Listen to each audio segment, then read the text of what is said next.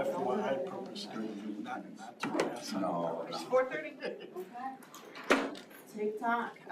Good evening, or afternoon, late evening, early evening, everyone. Today is August the 4th at 4:30 p.m. This is our fiscal 2027 budget workshop, and I call the meeting to order.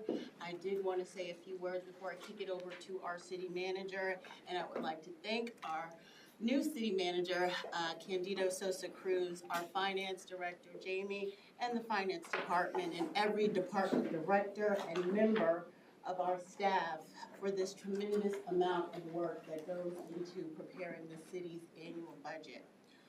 Developing a budget is one of the most important responsibilities we undertake as a commission.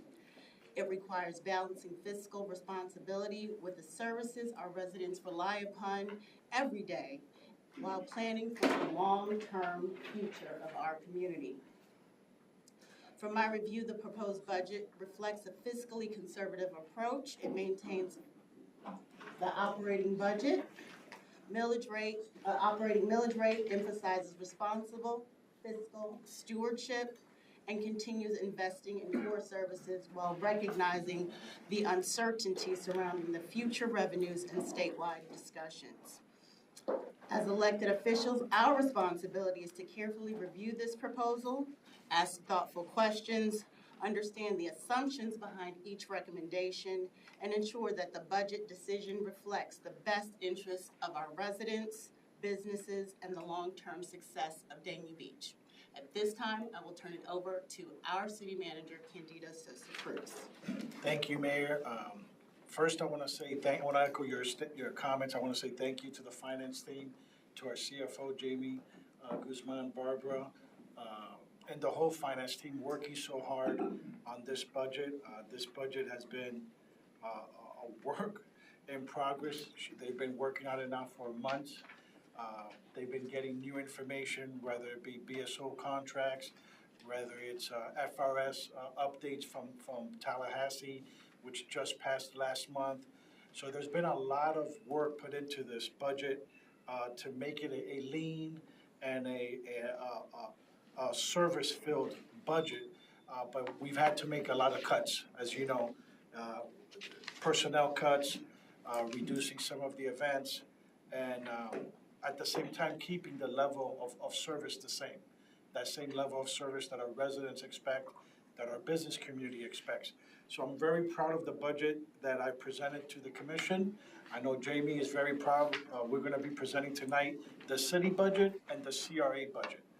So before I pass it on to Jamie, I do want to say that today is Corinne's birthday, and I want to congratulate her.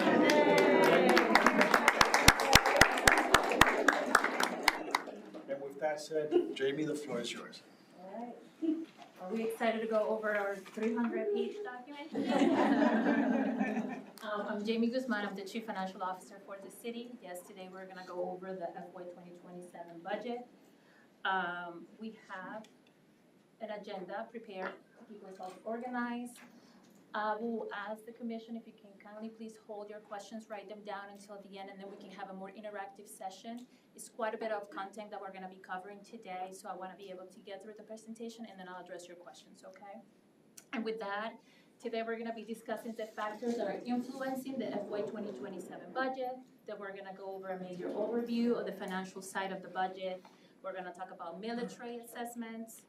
We're going to touch on the three major sections of the budget, that is your operating, your capital, and your personnel. Then we'll flip over to the CRA budget, and then we'll finalize with the commission discussion. So factors influencing the budget. So when we put together the budget, we take a look at a large amount of information. That is your CAP. We look at inflation, we look at cost of services, we evaluate contracts. That also includes ongoing contracts with the city for service, our capacity to obtain those services, our capacity to obtain those goods.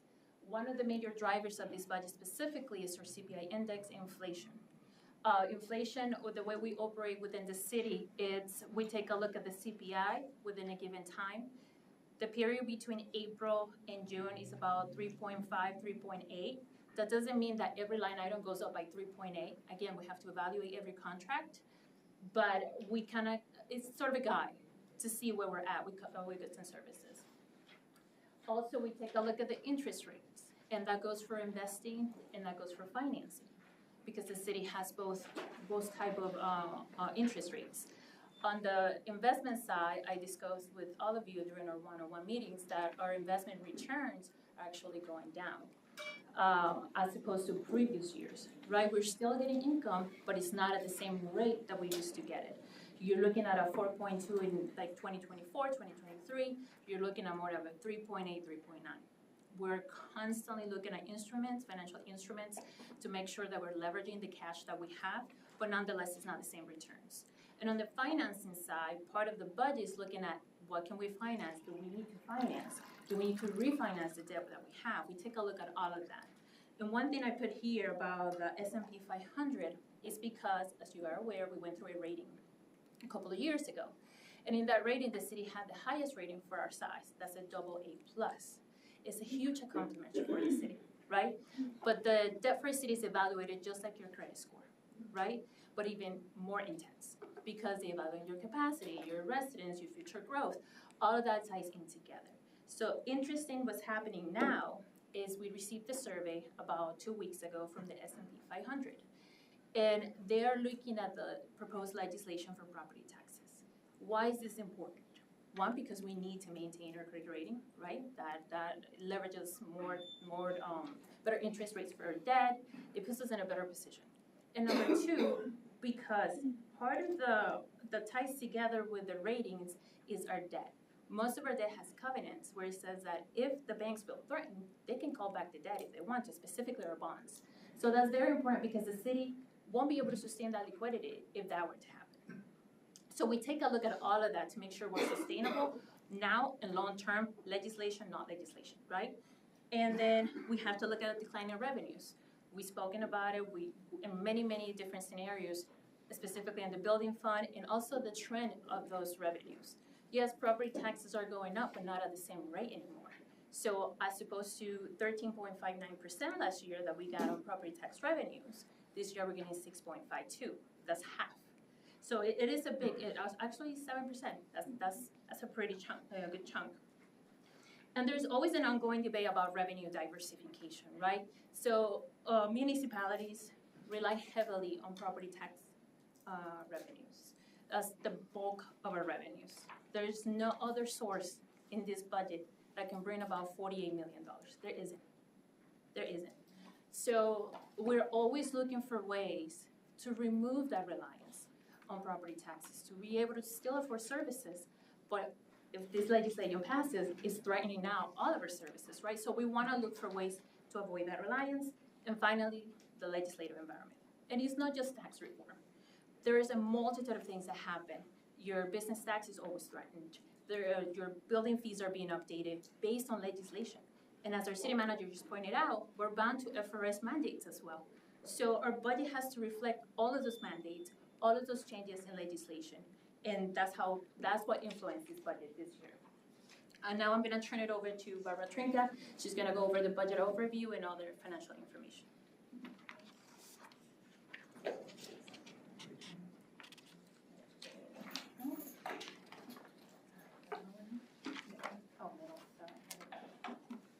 Good evening, I'm Barbara Trinka.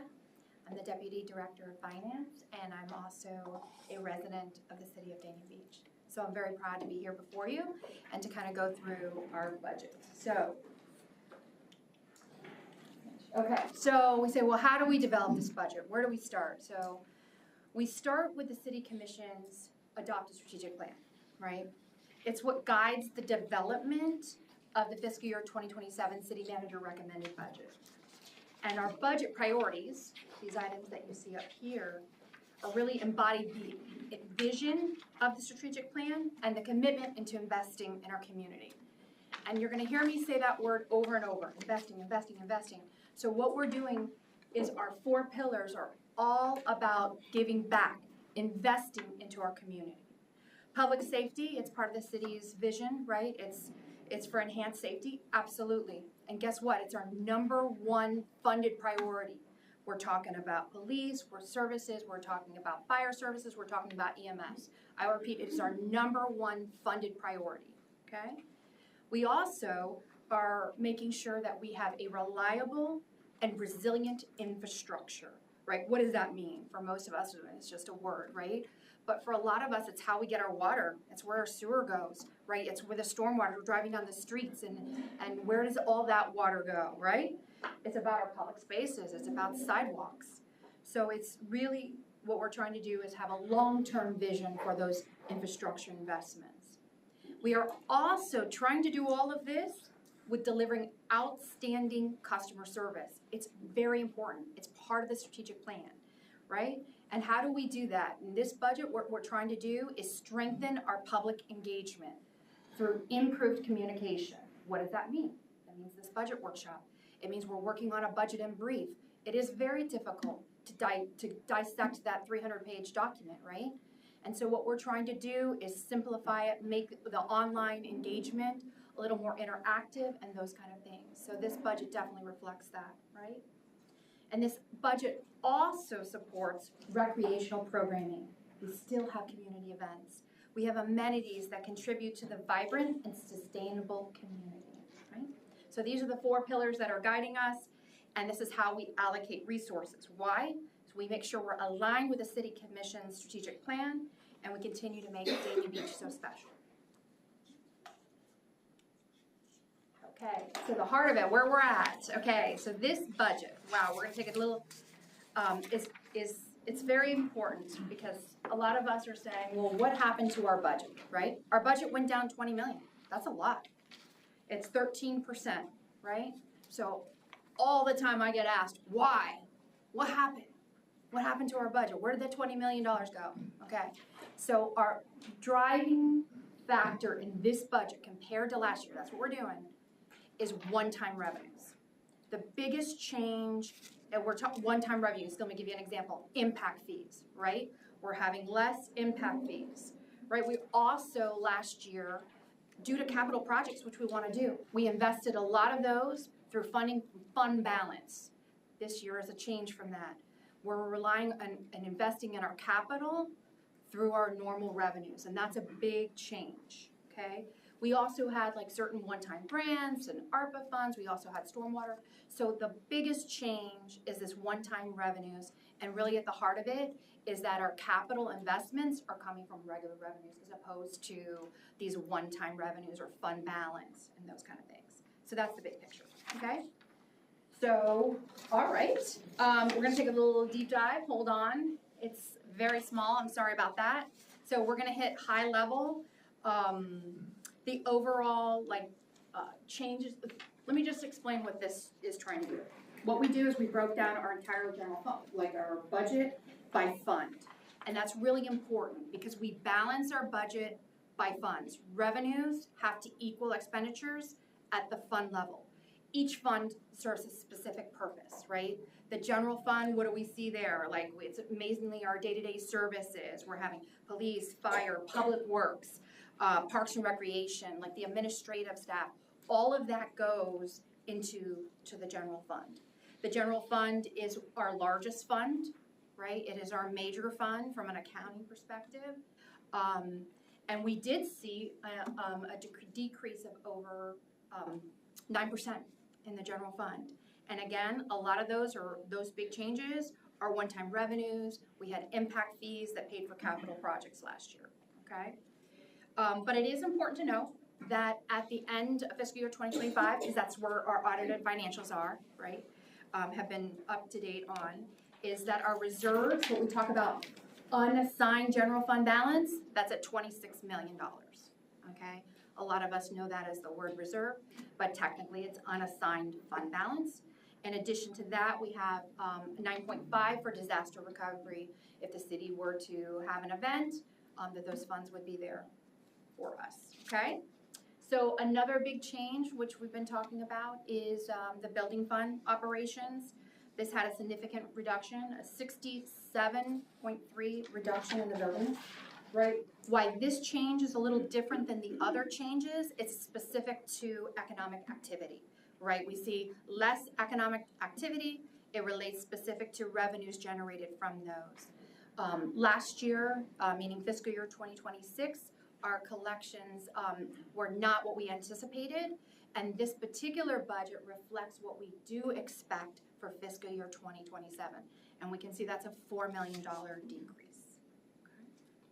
All right, we have a few other smaller ones. A big win for the city is actually debt service. This is very, very important because not only does it really, it's a positive impact for the city because we have less debt outstanding, but it also, our residents will be paying a less debt millage for the debt because there's less GO bonds outstanding, okay? In fact, our debt millage went down 54%, over 54%. It's a big win, okay?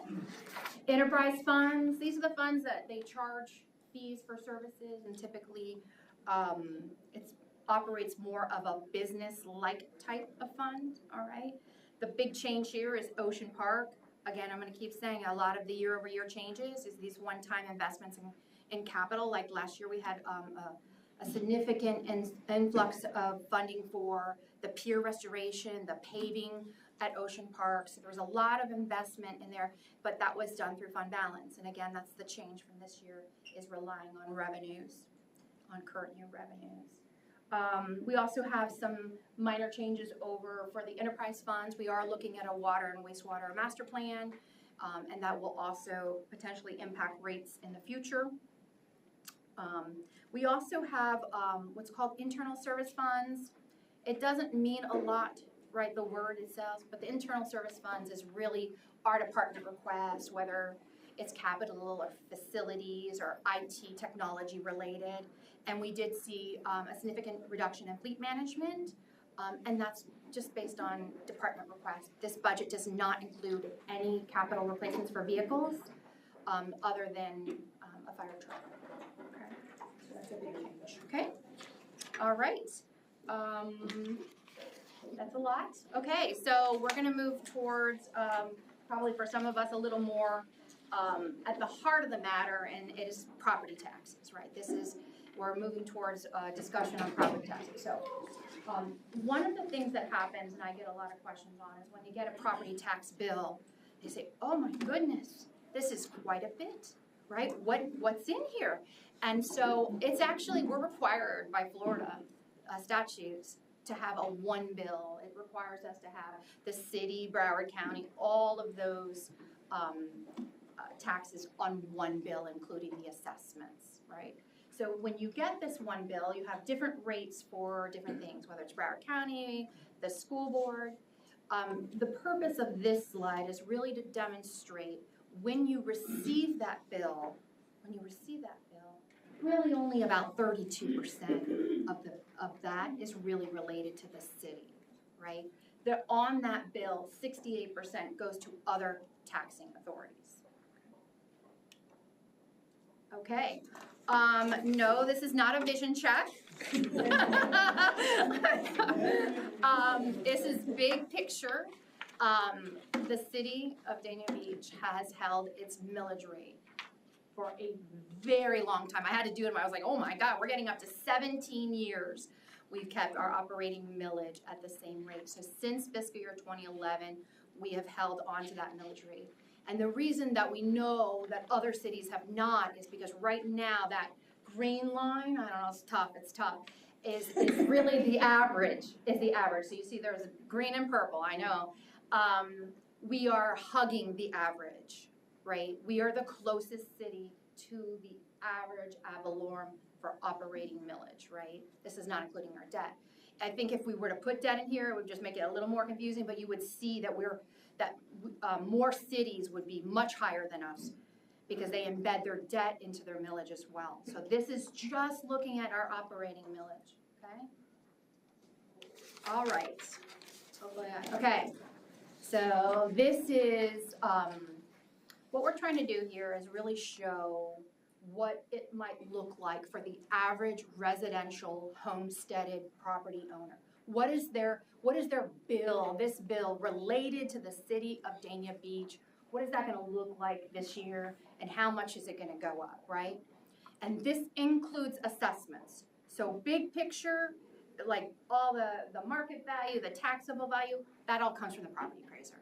The city of Dania Beach doesn't determine that, that's not something we do. We get that directly from them, so this is information they provide to us, right? Based on that average taxable value, about $2,700, a little less than $2,700 goes to the city of Dania Beach for the entire year. Because of also our big win on our debt millage going down, the average residence in single family will see an increase for the entire year of $41.46, right, already, right? We did have a slight increase in the fire rescue for single family. It did go up $3, so out of all the assessments, that's the only one that changed. $3 for the year, $3 for the year, not $3 a month, $3 for the year. And so on a monthly basis, the increase is less than $3.50 a month for our residents, okay? That's a big win, okay? All right.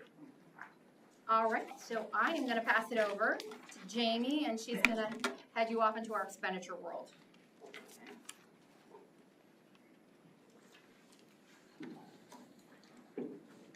I'll try not to bore you too much with so many numbers. But what you see here in front of you is our operating budget. Our operating spend, this is our entire budget, I'm sorry, let me step back. This is our entire budget, which is 36 million. But this slide specifically points out to the expenditure. So out of the 36 million citywide, our operating budget is about $79 million, $80 million. That operating expenditures is the entire maintenance of the city. That includes roads, that includes maintenance of infrastructure, that includes supplies, that includes all those contracts that I talked to you about, that includes cleaning the cities, landscaping. It's made up of all of that. But 58% of that 80 million goes to our number one priority, right, BSO. This year, the contracts for fire and police add up to about $47 million. And the pension for police and fire this year is about 1.3. In total, your cost for BSO increased about $3 million over last fiscal year. On the increase, you're going to see an amendment to the budget. We recently got correspondence because there was a special session in Tallahassee that increased the special risk category for FRS. It's mandatory, it's nothing we can negotiate, there's nothing we can do there, which increased the cost for about $728,000.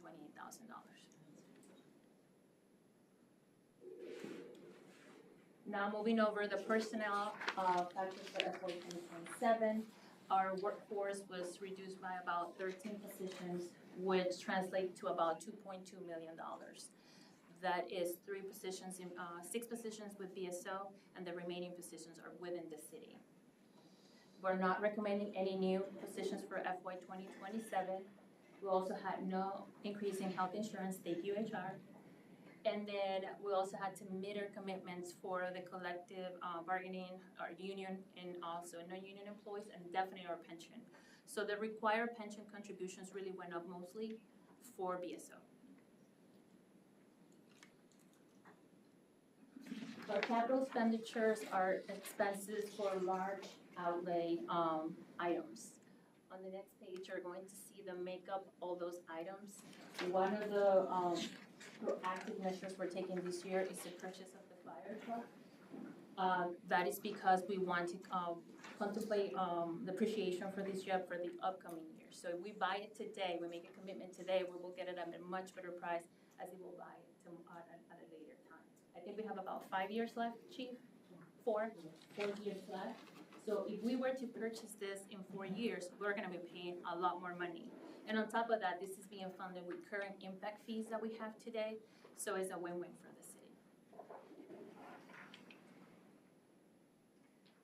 We mentioned to you in our one-on-ones that we were making some reallocations of funding. So in this budget, we reallocated funding from the EOC building towards the fire truck, and we also allocated some funding for the Sally Port, about $850,000. We also reallocated some funding to Chesterburg of about $1.8 million. And that the reason we did that was because we have a grant tied to that project, so we want to be able to utilize the funding to also take advantage of the grant. And now we're gonna turn it over to the CRA. So we have a few highlights this year. Your CRA budget has a 12% reduction from 2026. We reallocated some funding to land investments. You've had about 476,000, it's about 492 now. For investment, should you want to acquire property or investment opportunities come up specifically in the CRA area. We're also proposing the membership with the manager. I spoke to you about 12,500 for the chamber that was moved over to the CRA budget.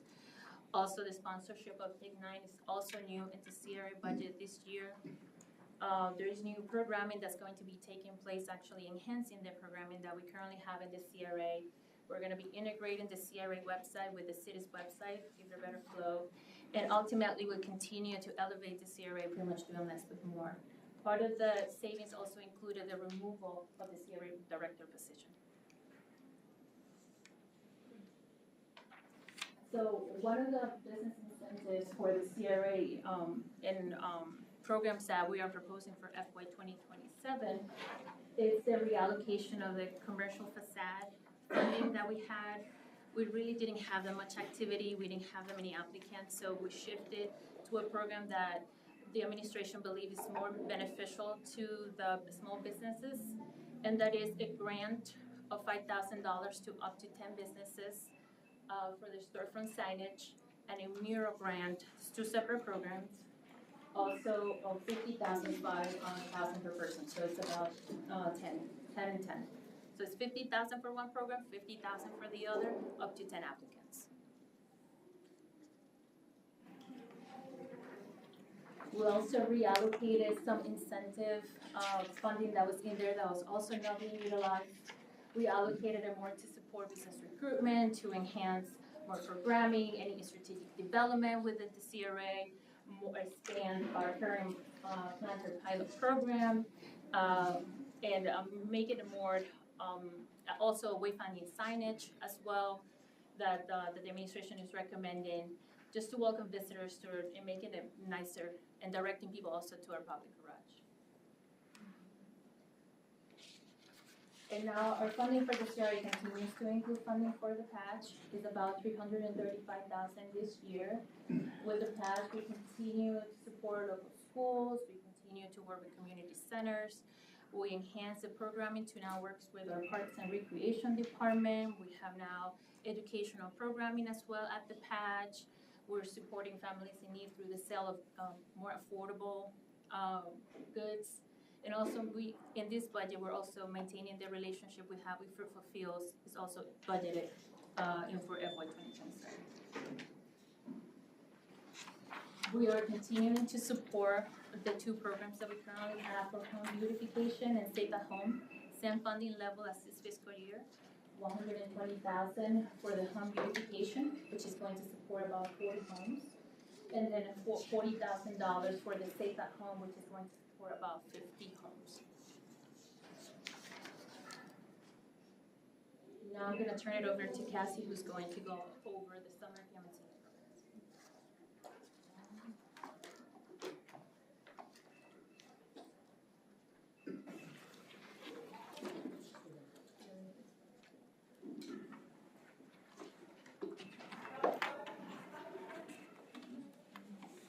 I'm Cassie Warren, Director of Parks and Recreation. Anthony is going to take the lead on this, but I will be here to assist him with anything you need to have this information out for you.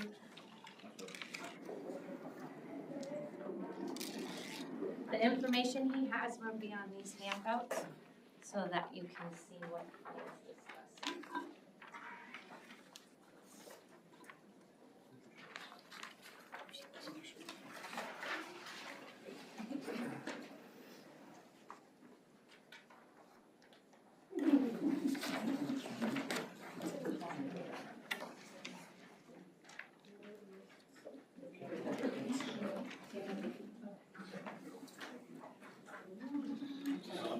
Good evening, everyone. My name is Anthony Ifedi. I am the Deputy Director of Parks and Recreation, as Cassie just mentioned.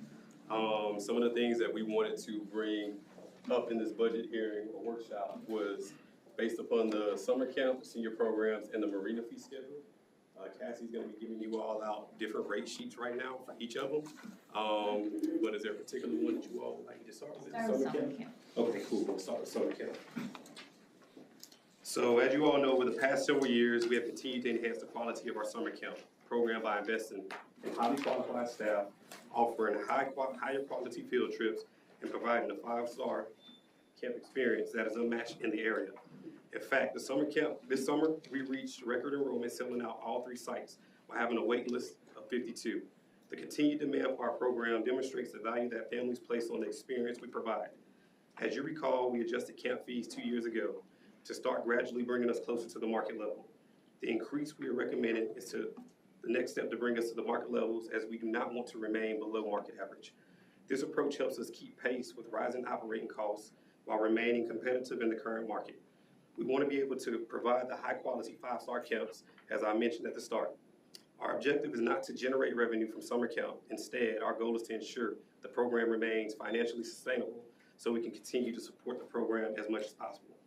By making these modest fee adjustments as needed, we can preserve the quality of the program without shifting these increasing costs to taxpayers. So basically what you have in front of you right now is going to be a breakdown of our current cost as well as the other cities, comparable cities, as far as Deerfield Beach, Pompano Beach, Tamarack, Margate, Fort Lauderdale, Cooper City, and Sunrise. As you can see, for the resident rate, the average cost is around $640.29. For the non-resident rate, it's around $919.33.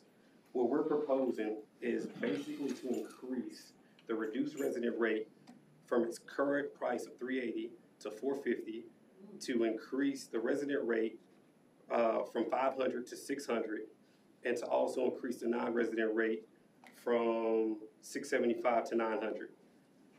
The resident rate basically is only $600 for an 8-week program, which is equivalent to $75 per week for residents, which is not that expensive if you look at other cities. It's basically around 6.25% lower than the average resident membership among comparable cities as well. And this encompasses basically a full summer of engagement, activities, 2 field trips per week, which are also included in the summer camp price. So just to throw out some numbers from our current or our previous summer camp that just ended last week, we had 171 total registered campers. On the wait list, we had 52 campers that were trying to get into each of the camps, basically. 18 of those were residents and 34 of those were non-residents. So these numbers reflect the strong demand for our summer camp program and reinforce the importance of maintaining a high-quality experience. Any questions regarding any of them? Okay, cool. Senior. Thank you. So the next thing I want you to look at is the senior program annual membership rates. The goal of the city for the senior program is to provide the members of Dania Beach Senior Club, gracefully aging, and social seniors with high-quality services and meaningful opportunities that enhance their overall quality of life. Our programs are designed to offer engaging activities, wellness initiatives, community involvement, social luncheons, and exciting field trips that promote active, healthy, and connected lifestyles for our senior residents. The purpose of the membership fee is not to generate revenue, but to assist with the resources necessary to sustain and continually improve the high-quality programs that we provide.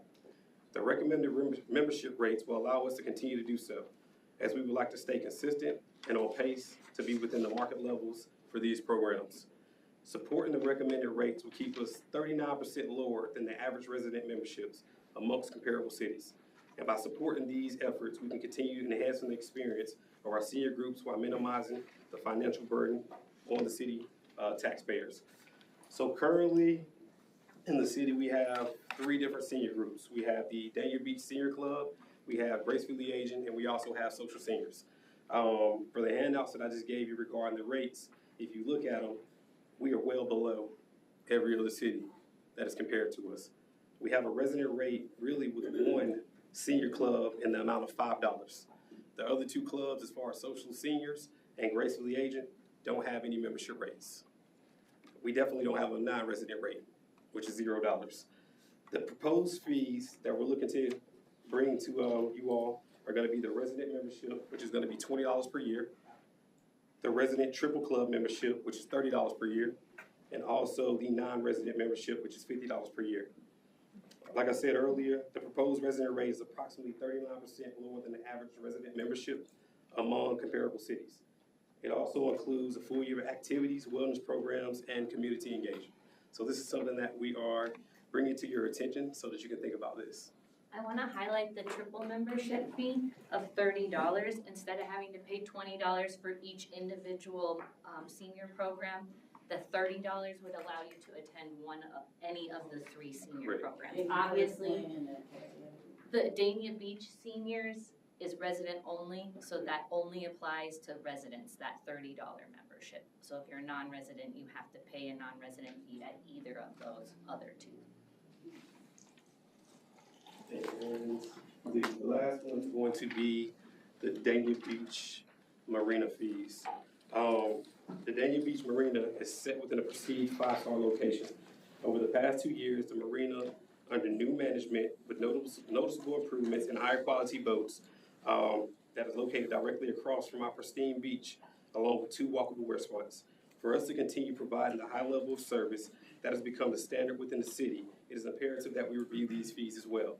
The increase that we are recommending is a gradual increase that will bring us up to market average and will also help us offset increasing operating costs while allowing our marina to remain competitive. So, as you can see on the marina rates, basically the proposed fees are gonna be from what we currently have at $250 for a foot overnight. It's gonna be around $350. The monthly, which is the MTM, would go from 42 to 48. We currently don't have a seasonal, which we're looking to propose at $45, and the annual would go from 37 to 39. One of the key factors is our utilities, where it's at 15 cents pretty much per kilowatt, or port 15. We would look to bring that up to 18. The city is currently below the average for this, and we're losing money. So by increasing the utilities fee, it would allow for us to cover the cost of utilities. So these are some of the things that we did want to bring to your attention in hopes that you would allow for us to move forward with these. All right, thank you.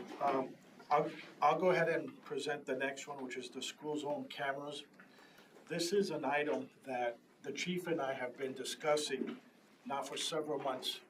One of the key topics that continues to come up at our core meetings, at our commission meetings, and through emails and communications that we receive from our residents, it's speeding throughout the city.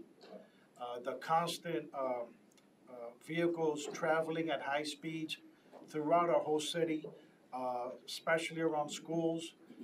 You might remember during the 4th of July weekend, we had a car that was speeding on Dania Beach Boulevard that there was a major accident and 2 fatalities from it. So the chief and I, we kept thinking, what can we do? Because the chief continues to implement initiatives for traffic control, placing officers in different areas throughout the city. I continue to forward that communication to you. We've had operations that we've issued over 200 tickets. Just today, I sent you an initiative that there were close to over 70 tickets. But again, these are random, these are in single areas, and we have to deploy a lot of our resources specifically to that one area for that one purpose. The school zone cameras is an option that I would like for us to consider that will be deployed around schools. It will be deployed on Federal Highway by Dania Beach Elementary, on Sterling, and possibly also by Olson, depending on the roadways. These school zone cameras will mitigate the speeding because it will capture the license plate and it will mail out a ticket. Drivers will know, don't speed in that area because there are cameras. And at the same time, it would support our law enforcement with the revenue that comes in. Part of the way the program works, the city does not need to purchase the equipment. The company purchases the equipment and they install it. And then once a ticket is issued, there's a revenue share. Do you remember the percentage share? depending on the company, but on average, it could be 70-30 split. 70-30 or 80-20. Right, it could be 70-30, it could be 80-20, depending on which is the program. Right now, what I am recommending is for letting the administration come back in September with an ordinance that allows a program like this to take place. Afterwards, if the commission feels that you want us to move forward, the chief will work with his headquarters, depending what contract BSO has in Broward County, and the city will piggyback off one of those contracts. At the end of this budget presentation, we could have questions. Afterwards, we could have questions, but the goal is to come back in September with an ordinance that would allow us to implement a program for the school zone cameras.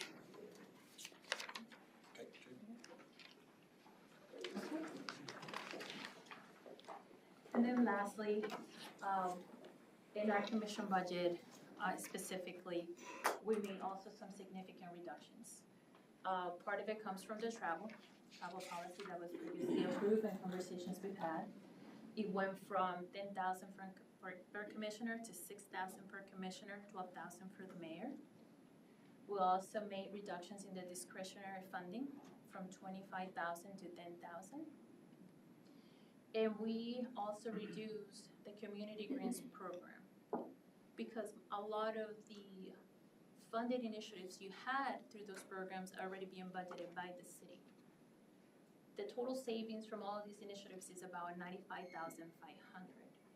We are asking the commission as well for direction because now that you have so many funded programs through the city, merging the sponsorship, remember you have three policies. You have the discretionary, the community grants, and the sponsorship policy.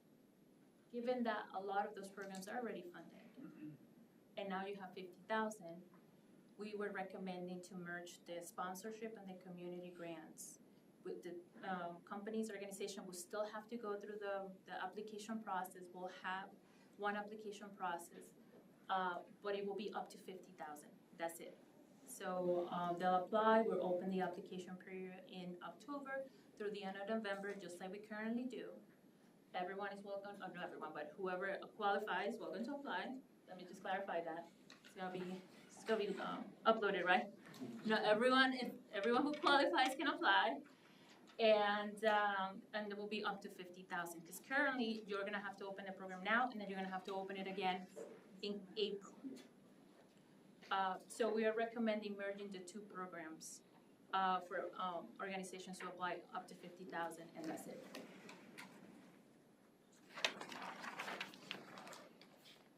And with that, I'm gonna, first, I wanna thank also all the department directors, all the city staff, our marketing team, our IT team for putting this together. Maxine, thank you so much for helping us as well. HR, everybody. You all made significant reductions in your budget. I really commend you for all the tremendous work you all did. Thank you so much. And now I will definitely open for questions.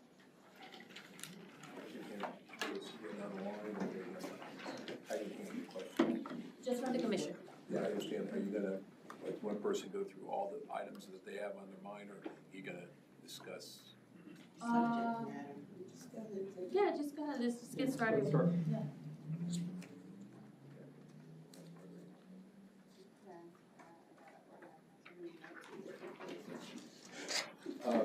I'll start it then. I'm looking at the overall budget on some of the things, maybe start from back to front. I think that, we should go ahead and, on the programs that the city manager came up with as far as the school zone cameras, I think that maybe, we should give it a go-ahead to at least get the information on it and go from there. I feel that, I know that we have a major problem with speed in this city. Everywhere you look at, coming from the airport, Griffin Road, Fifth Avenue, all through the school zones and so on. And, there's some questions that, that will come up over it. But I think once it sets a, presence that we have something there, I think you're gonna see people slow down. I hate to see people get ticketed, but I hate to see somebody get killed too, or hurt. So, I don't know how the commission feels about it, but I think I'd like to ask them to move forward with at least get the information from the sheriff's department what the splits were, that 80-20 or 70-30 was in our favor, not in their favor, is that correct? Okay. And, so that would be, all right. As far as the summer camps and the senior programs and brief fee, I agree with all of it. I mean, I know that we're behind on a lot of things, and, you know, I don't think that we're overpricing it. You know, we've always been a city that's tried to help out and do the right thing. But, you know, as you know, I know the big thing in question would be the summer programs, but, you know, we have a waiting list, and, you know, when you talk about $75 a week, you can't hire daycare for that from anywhere. So I think that we're in a position where, you know, those are acceptable wages or prices that we can charge on that. Some of the things that I was looking at on the back page, I'm not quite sure about the commission budget. I'm not sure, you know, I mean, I'll get more discussion later. You know, the city manager, I'll talk to him and understand some of it, but, you know, some of the clubs that we're getting, you know, going for, I see certain things on there that I would like to question, but I need to do a little more research on my end before I make a comment on it and sound like I don't know what the hell I'm doing, because I don't want to look dumb on that, so. You know, as far as all the other things that we've got going on here, the grants and so on, you know, we need to be careful on the grants and so on. And I know that all that stuff is in order for us to look better. You know, one of the things that I circled on here that really made me that I didn't, you know, I see, but I know we don't have a problem. We need the personnel factors of eliminating 13 positions in the city. That's 13 jobs that are affected. And by that, reducing it to $2.2 million, you know, I see that we have the $2.2 million to help us. So I hate to see that $2.2 million go to something that somebody could be having a job versus maybe a program that maybe we need to think about a little bit. You know, I don't know. I can't do your job. I don't try to do your job. I won't do your job. But I know you probably, you know, thought about what needs to be done. I know that the controversy on the buildings and so on, the impact fees had a lot to do with the change of our funding. And, you know, we lived well while we had all those impact fees coming in.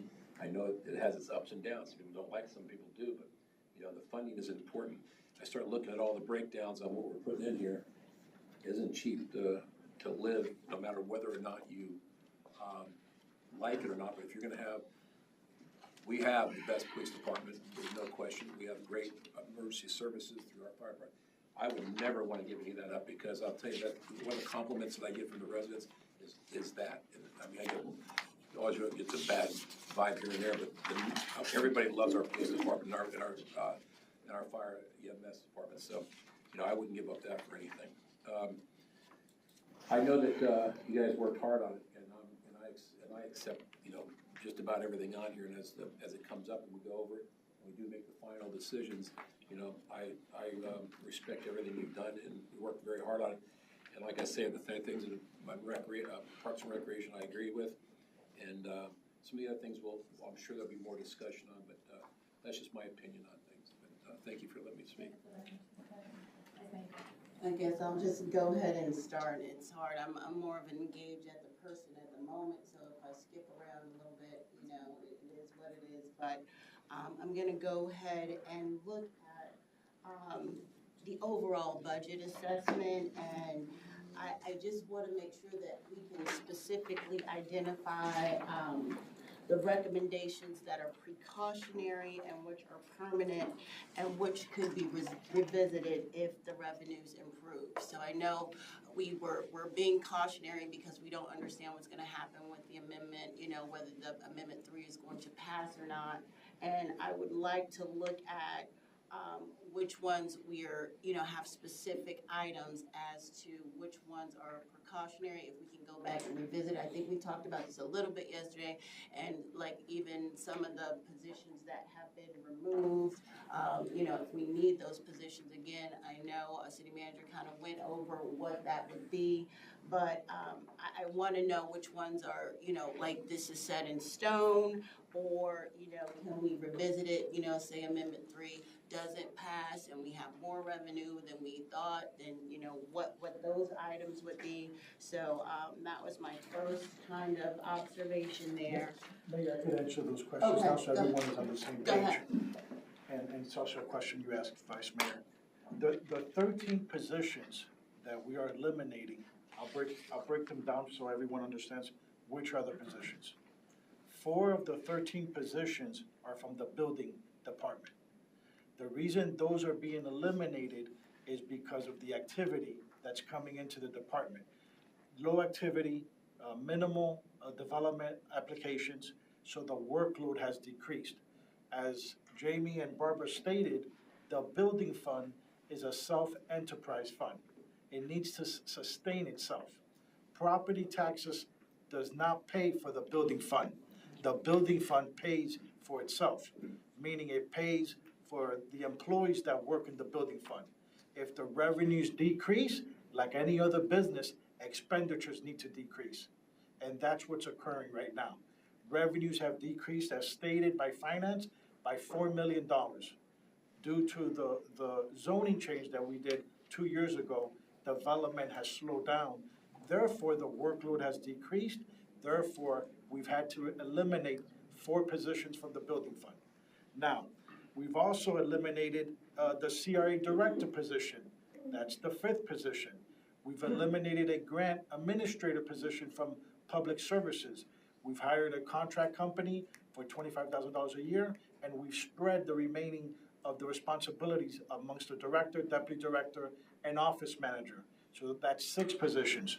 We also eliminated a 3rd marketing and communications position. Remember, that was on the budget from last year, which was a junior marketing position. So that is 7 positions. The other 6 come from the BSO side. 3 of those from the 6 are fire inspectors. The reason we currently have 6 fire inspectors, we've reduced it by 3 because of the development activity. The fire inspectors typically inspect new developments coming into the city for fire hazards, for fire inspections, but when that workload has decreased, the same thing with the building, employees decreased. So we went from 6 fire inspectors when we had a lot of development in the city to now we've cut it back to 3 fire inspectors because development has been going down. And then the last 3 comes from the BSO side. We've had several vacancies that we've been trying to fill, but it's been very competitive. In law enforcement, BSO in Broward County has had to compete with Palm Beach County. Palm Beach County increased their salaries substantially. A lot of officers from South Florida have been leaving their departments to go get more money, higher salaries, and probably even better working conditions. As everyone knows, in Dania Beach, there's a lot going on all the time. As you stated, Vice Mayor, we have the best police department in Broward County, but it is not an easy job. It is a very dangerous job and high-risk job. That's why from the state Tallahassee, they increased their pension because of, what is it called, risk? FRS. Special risk. Special risk. They are part of a special risk class, meaning that their job is a lot riskier than all of our jobs. Therefore, when they retire, they've earned that extra retirement pay. So we have to, 728,000. this year. So that's not negotiable. That is law. Everyone in the state has to follow that. So I've met with the chief. We've looked at our whole BSO law enforcement budget, and we've really prioritized what is the most important thing to the officers. As you remember, Sheriff Tony last year did a compensation study. That compensation study evaluated our BSO law enforcement team with every other law enforcement department in the nation. Then it broke it down to the state of Florida. And BSO is one of the lowest paid agencies in the state of Florida. Of course, he's not going to accept that. And then he wanted to bring his agency to the average. And to do that, it required an 8% increase in salaries last year and an 8% increase in salaries this year. So when we look at the department, the budget, from a city manager perspective and from a CFO perspective, the most important part to us is bottom line numbers. If you're a business owner, you know you're looking at your bottom line number. You're not looking at percentages increasing. What's the bottom line number? And that's what we worked on.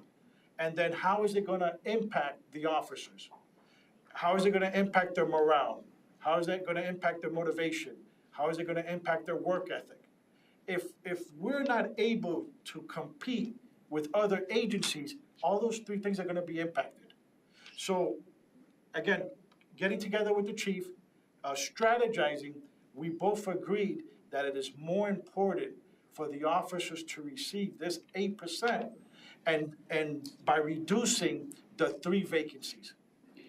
I asked the chief, are we gonna be able to still oversee and meet our obligations, our operations? And he confirmed 100%. 100%. The reason we've had these vacancies because there's been a lot of moving around, officers leaving, not being able to fill, not enough cadets at the academy. There's a lot of factors involved, but ensuring that the officers that we do have are being paid the right salary and showing that we support them was our #1 priority. So that's our 13 vacancies that we eliminated. And to answer your question, Mayor, at any point when revenues do increase, at any point if Amendment 3 does not pass, we could always scale up. That is the luxury of having a contract services. You're able to scale up in good times, you're able to scale back down in bad times. And that is what we're doing now. We're taking a conservative approach to see what happens in November. We don't want to have a higher level budget and then have to trim back so much more in November if it passes. Right now, it's a calculated strategic budget. As you can see, it's 13% lower, but it is done on purpose just to see what happens in November. And none of this is permanent. Anything can happen after November and next year's budget. Thank you, and And thank if I you may add for, one more thing, not only the tax refund, but also the trend in revenues, right? Our revenues have to increase. Even if this whole property tax doesn't go through, you have to see the trend in revenues going up. right, Because there's And that is part of the diversification and revenues. thank you for clarifying that, and thank you for explaining, especially with the BSO officers, because it has been #1 since we adopted that strategic plan to prioritize public safety as #1, and we do want to be competitive with any other county, and we want to keep our BSO officers right here in the city of Dania Beach and treat them as they deserve. I just wanted to reiterate that also applies, that flexibility, because it's important for the CRA as well, the CRA director position, and I just want you to verbalize how much that position was, because that for me, it's a very specific skill set that a CRA director has, and certifications and training and everything that goes into that position, and we are eliminating it for this year. But I think it's important for everyone to know about that position, why we're eliminating it, and then, that we could bring that back as well. But it is to me, because we are gonna sunset in a couple of years, and so it's timing is very essential as far as that position. So I just wanted you to speak to that as well, and then Vice Mayor has a question. I have a real question. On the tax vote that comes up in November, a lot of people don't pay their taxes until March of the following year. Does that impact us this year, or will it be for the following year? It will be the following budget. So this year, we're gonna get whatever the tax base is, the 5.99. We're still getting it, yes. Okay, so this year, we're working off that same thing, but we're looking at, then we'll know what to do on the next year's budget with that. Because I wasn't sure if it was gonna affect us now or not, so, No, next fiscal year. all right, thank you. When it comes to the CRA director, you're correct, Mayor. The executive director is a very specialized position that focuses on economic development, focuses on building relationships, focuses on engaging the business community. We posted the job announcement, we did interviews, and we were close to hiring someone. when this Amendment 3 came up, we decided to hold off because we didn't want to bring in a director, then have to fire that person or lay that person off come November. That salary with the salary alone is approximately $200,000, and with benefits, the total is $325,000. It's a big salary. As you know, right now I'm doing both positions, but of course, my main priority is the city, to be city manager.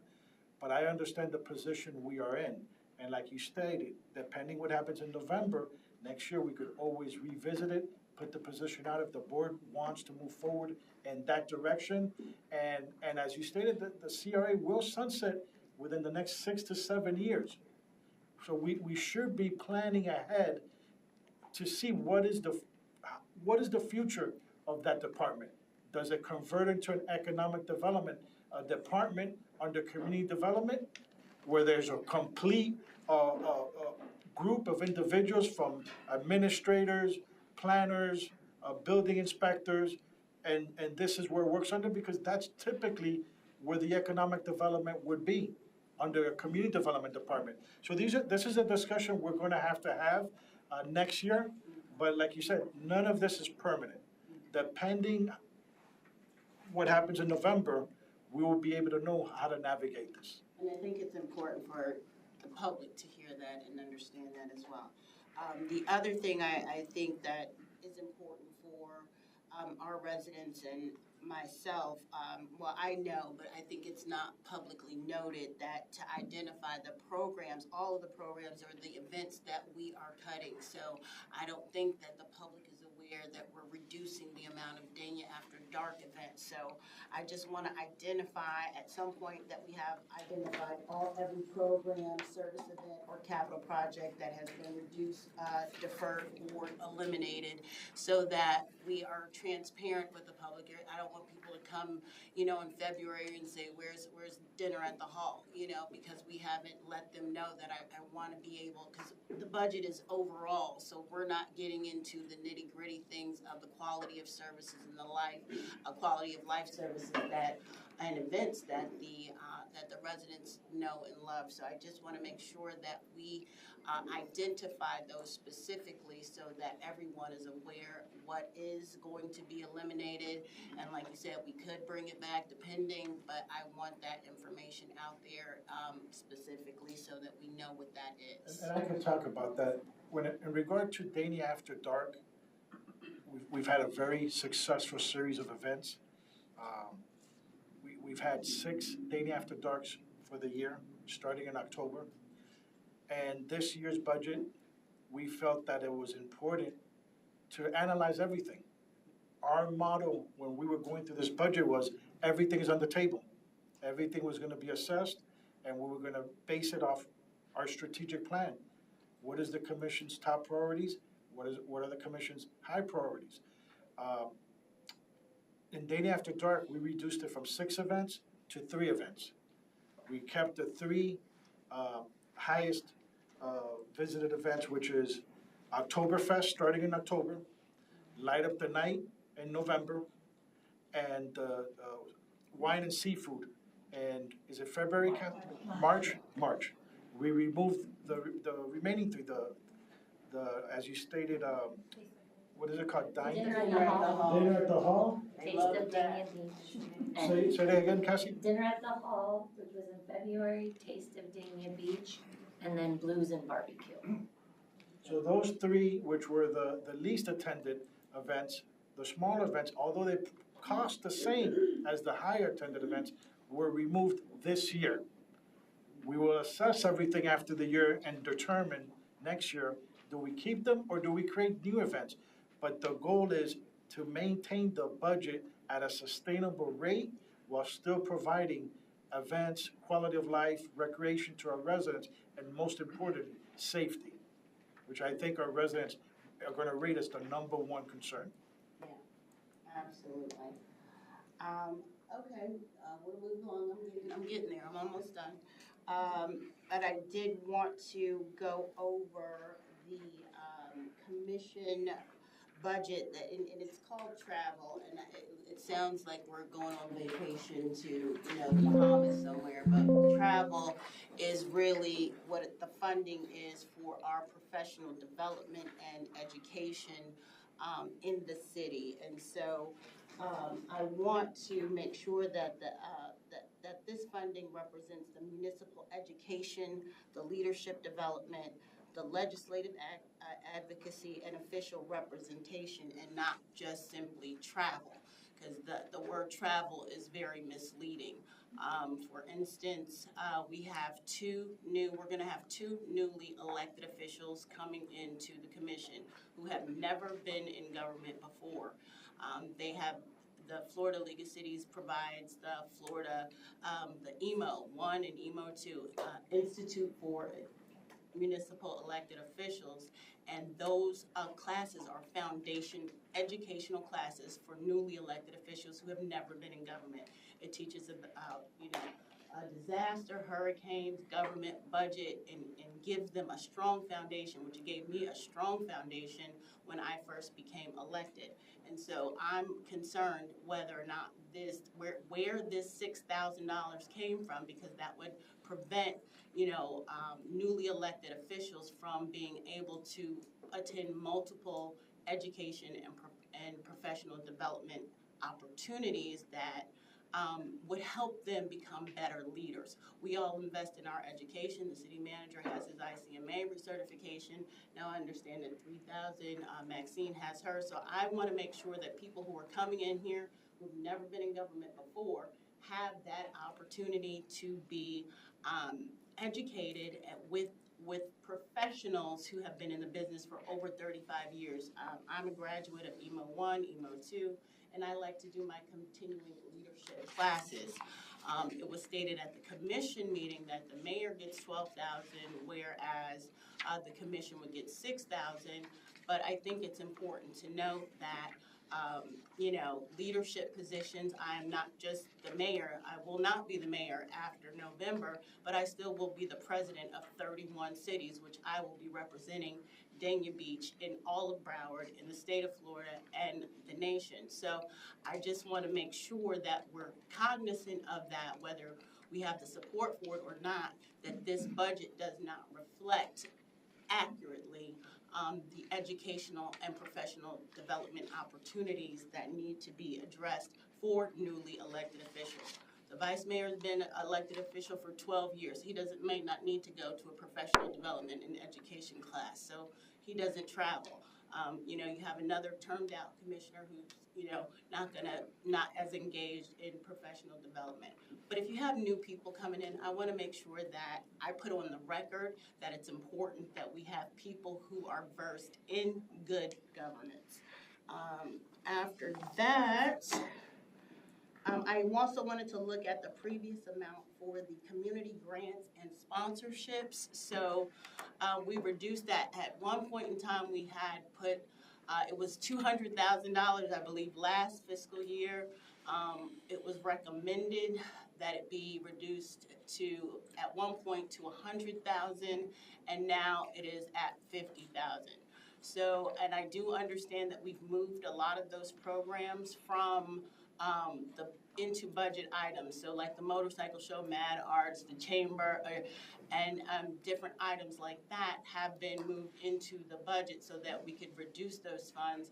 But I want to have my questions answered as to what were the differences in funding between the grants funds and the sponsorship, because I believe we could combine them, but it's combined, or they're still only going to be $50,000.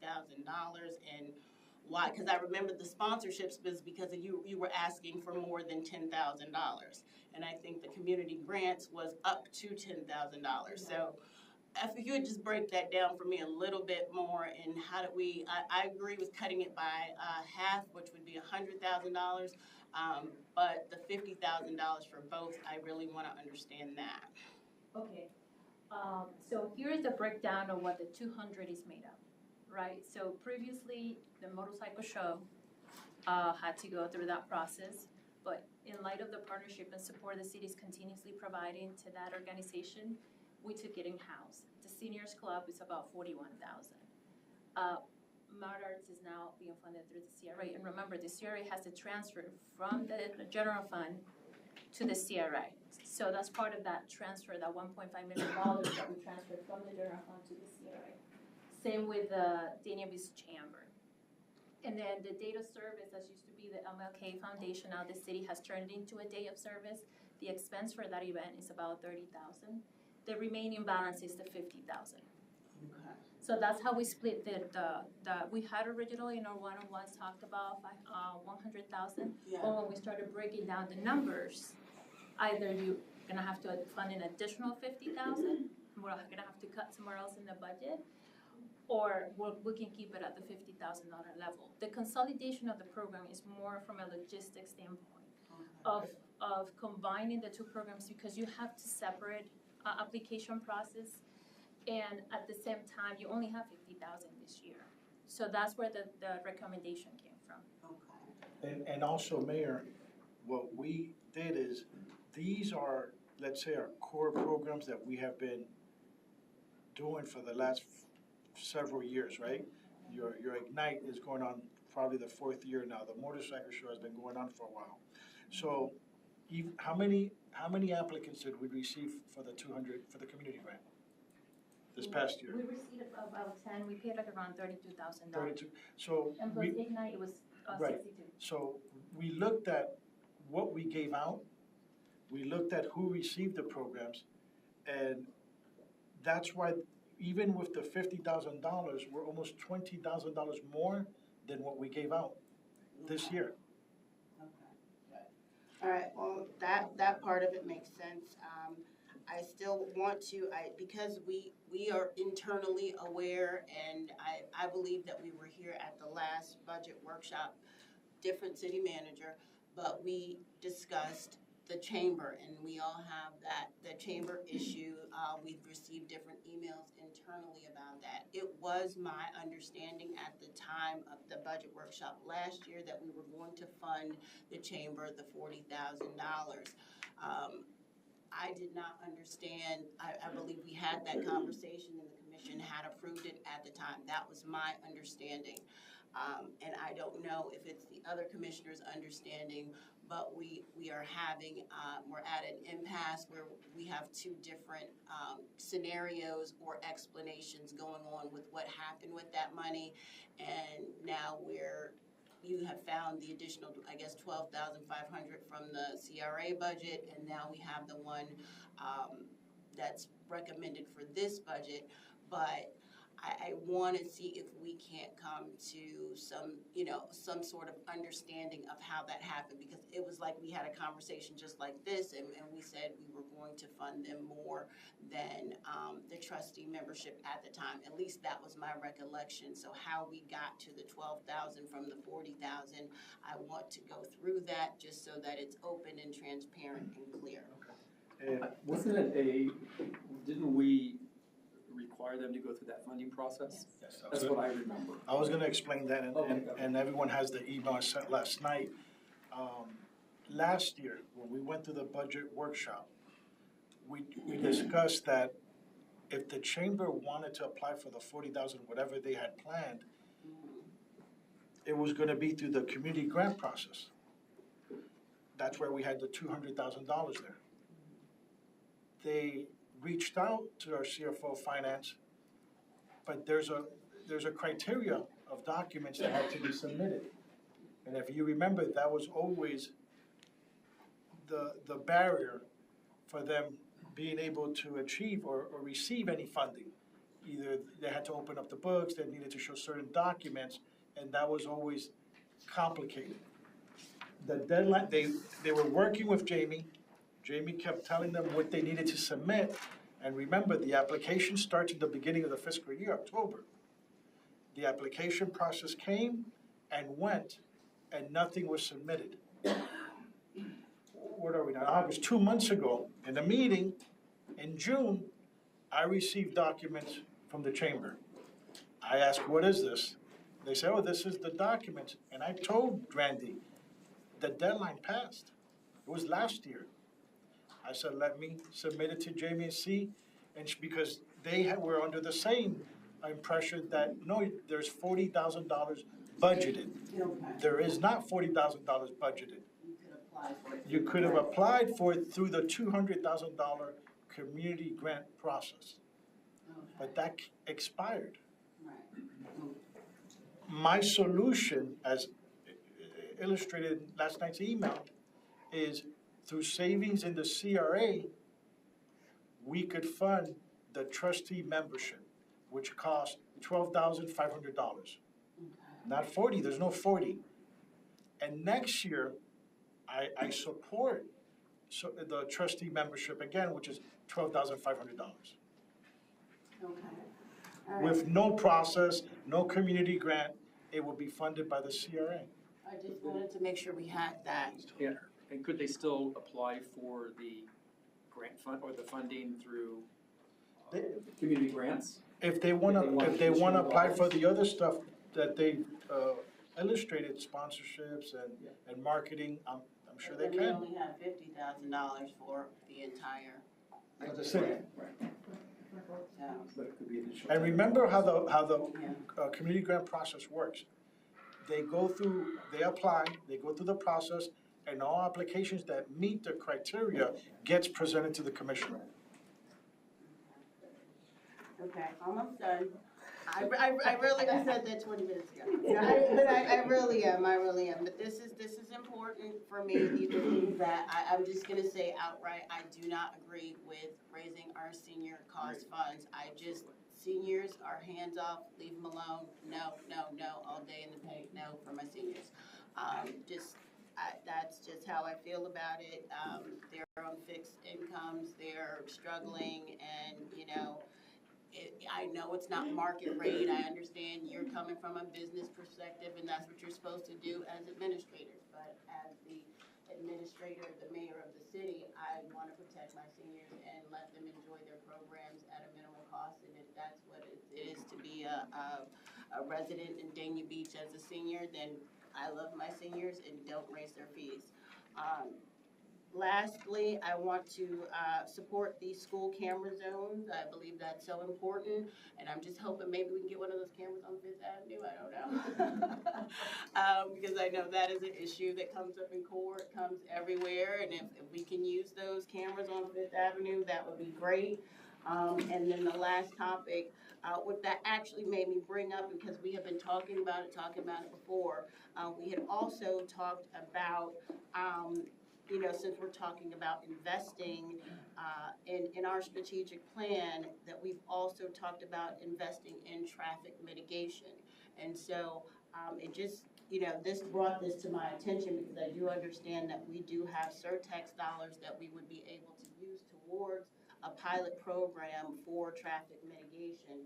And so I want to put it out there that I'm interested in seeing if we can do that, if we can invest in that, and maybe look at if we have consensus from the commission to look at that would not come out of taxpayer dollars, and we do have those funds coming in that we could do a small program, because over and over again we hear about the traffic speeding, but we also hear about how much traffic is on the road, and if we can mitigate that. So with that, I will close. I just, Well, wait, if you want me to, I can, because I have a lot. in regards to surtax funding, Mayor, remember that we submitted to the commission our surtax funding plan to utilize the funds. That plan was approved by the commission, that plan was submitted to the county, that plan was approved by the county. And what we are doing with the additional funding on surtax is filling holes on needs that we have in our budget when it comes to street paving, street repairs, sidewalk repairs, and sidewalk connectivity, meaning new sidewalks. Like that picture I sent you the other day, Second? like the photo. Correct, that's it. So our city is 8.5 miles, wide. There's a lot of roads, a lot of sidewalks, a lot of missing sidewalks, a lot of roads that need to be repaved brand new. And we don't have enough revenue to do all of it. So what we did with this extra surtax funding is fill those holes. We went through our streets and sidewalk master plan, went through top priorities and took a look at where we don't have enough funding. And that's what we applied it to. That's the plan we presented to the commission, and that's what the commission approved. And that's what we submitted to the county, and the county approved. So all of, for the entire CERTAC, Correct. all of it, all Yes. 600 and. 600 something down for the first year, then it starts to go down. But that is what our public services director is getting excited about, being able to start implementing and working, because we're at that final stretch. Again, in the. To help the mayor, when it comes to this surtax and the microtransit, Yeah. isn't there a county grant that we could apply to? for that? There are grants aren't guaranteed, and grants still need to be matched.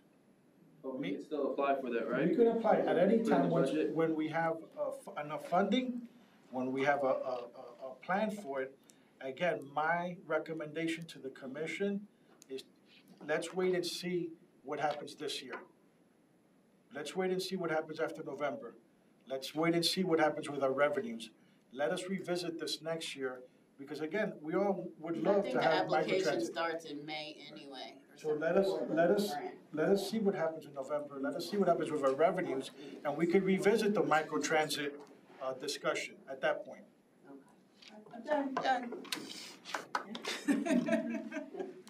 A lot of the things that were brought up by the vice mayor and the mayor, I was gonna ask about as well, but I just wanted to reiterate about the senior. I really don't wanna touch our seniors and increase, in any way to them. But I do have a question about the gracefully aging and social seniors. Do they pay membership? No. No, they're a city program. But so are the seniors.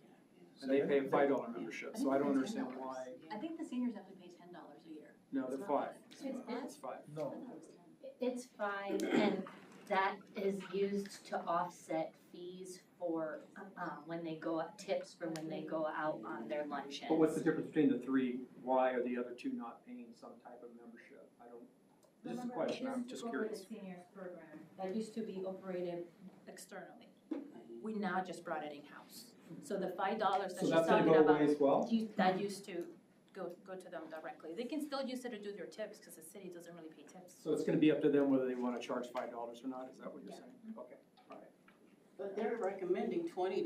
But we're recommending Right, we're saying- per program, Yeah, right. to be able to offset the cost Per of year. the.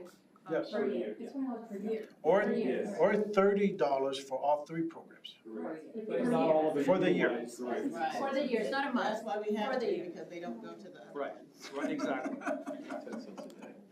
Okay. Most of them are anyway. In terms of the summer camp increases, I'm perfectly fine with that. I think we run an incredible program, and just the fact that we have that many people on our wait list tells the story why. So I'm 100% in favor of that, as well as the cameras. I think that's an amazing idea, a terrific idea that you guys came up with. For sure, Federal Highway and Southeast Fifth Avenue. You know, I don't know what you all think about Griffin Road, but that's a mess over there as well. I think that would be a really an area Remember, expand. it goes into by that. the school I zone. know, but I'm trying to figure out where can we put a school zone over there. Yeah, I mean. Now, let me go back, Commissioner I Ramon. mean, really, the people that live on that Griffin corridor, I feel horrible for them. Thank you. Because it is a speedway, and we need to do something about it. Even if we're not gonna put cameras, something has to be done over there. And I know it's not our Dania Beach residents, I hope. It's mostly coming, all that traffic coming from the west, but you were gonna say something? Really quick, as far as seniors, the senior programs, I heard what the mayor said, I heard what you said, I'm not sure what Commissioner Llewellyn or Commissioner Ryan, how they feel about it, but how does everyone feel about the non-resident rate? Because we're focusing right now on the resident rate of $20, we're also proposing a non-resident rate of $50, because right now there is no non-resident rate. Well, our seniors don't allow non-residents. Some of them do. No, I'm sorry. The Chickie seniors don't allow. Right, the other two do. But the others are different. Yeah. So that's fine with me. I'm okay with that. Mayor?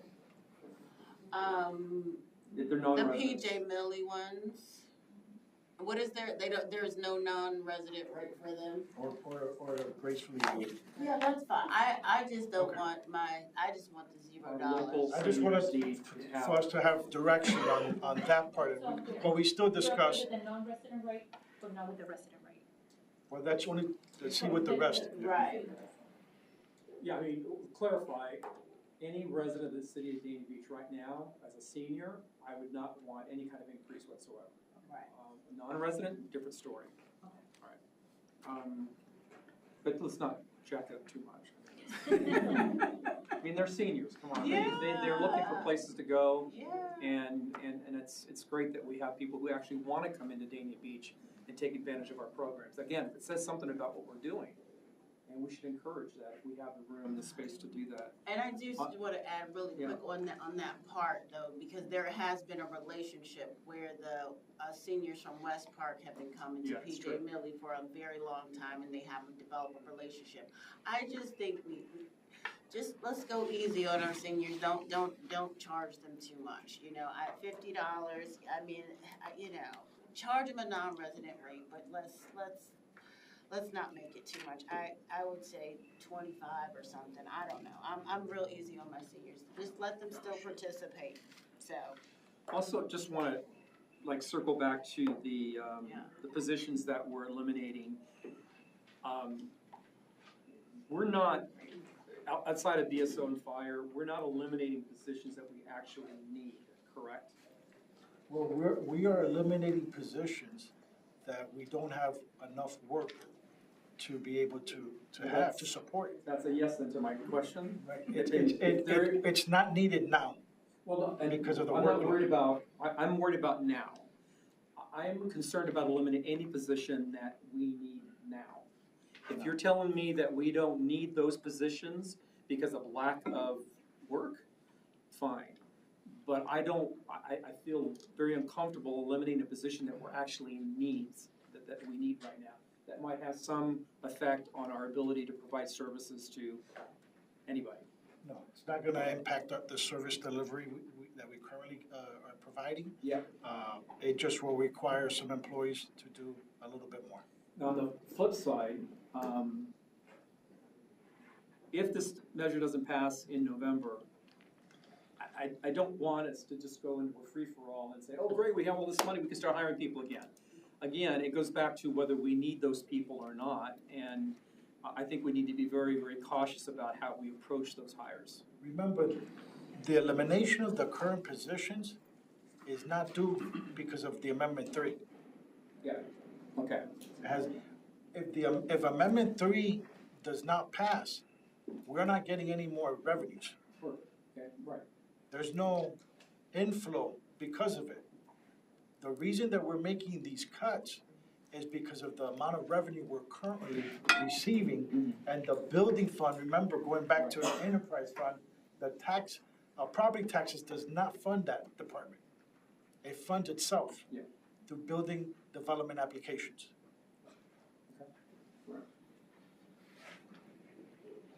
And that's all for right now. And if I can add one more thing, the budget, it's being completely balanced with the revenues that we are projecting to have. So I don't see anywhere where we're gonna get $2.2 million to be able to support these positions. The only next step will be to reduce another line item, which is pretty significant, right? Or take it out of reserve, which is highly not recommended, because this is ongoing expenses. So ongoing expenses are never recommended. You only wanna use your savings one time. And in light of everything that's going on, you wanna maintain your reserves. Yeah, I'll pass it. Okay. I'm gonna move along quickly, and I'm gonna try to answer some of the questions that were raised earlier by others. I'm first of all fine with cameras. Great idea. Let's do it. Go there.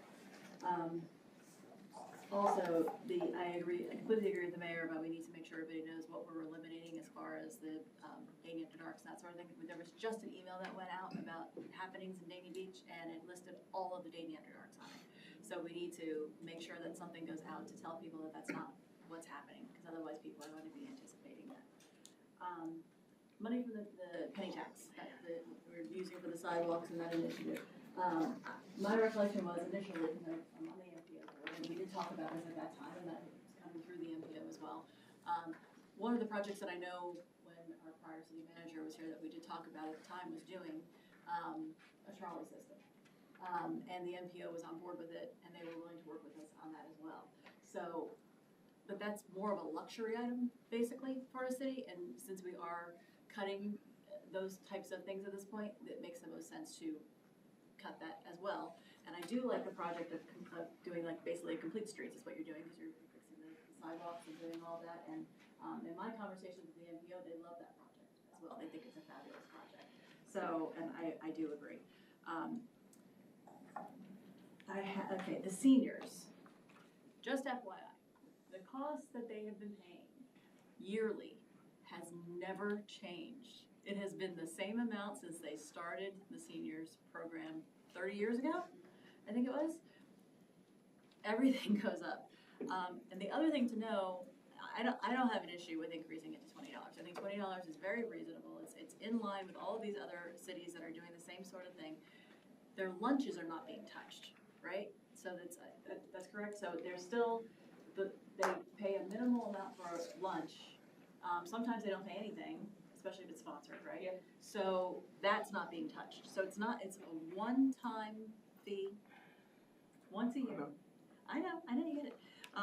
But it's, and I understand the concern, but it's really not a lot.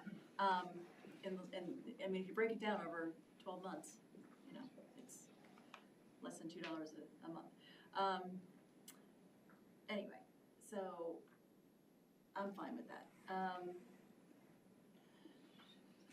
Okay, so another question I had, okay, the travel. And I know the mayor was concerned about it, and I will tell you that I was the one who initially proposed this, and I proposed it because I just wanted to go and see where we were and look for some cuts.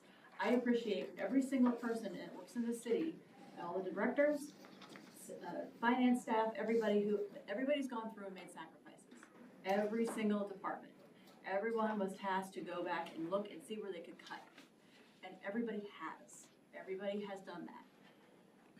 I took the last 5 years of travel, and that includes the other sponsorships and things like that, the education and all of that, and looked at everybody's and calculated how much it was costing and used the maximums. So not every year do we go to Orlando for Florida League of Cities to get the education and IEMO and all that.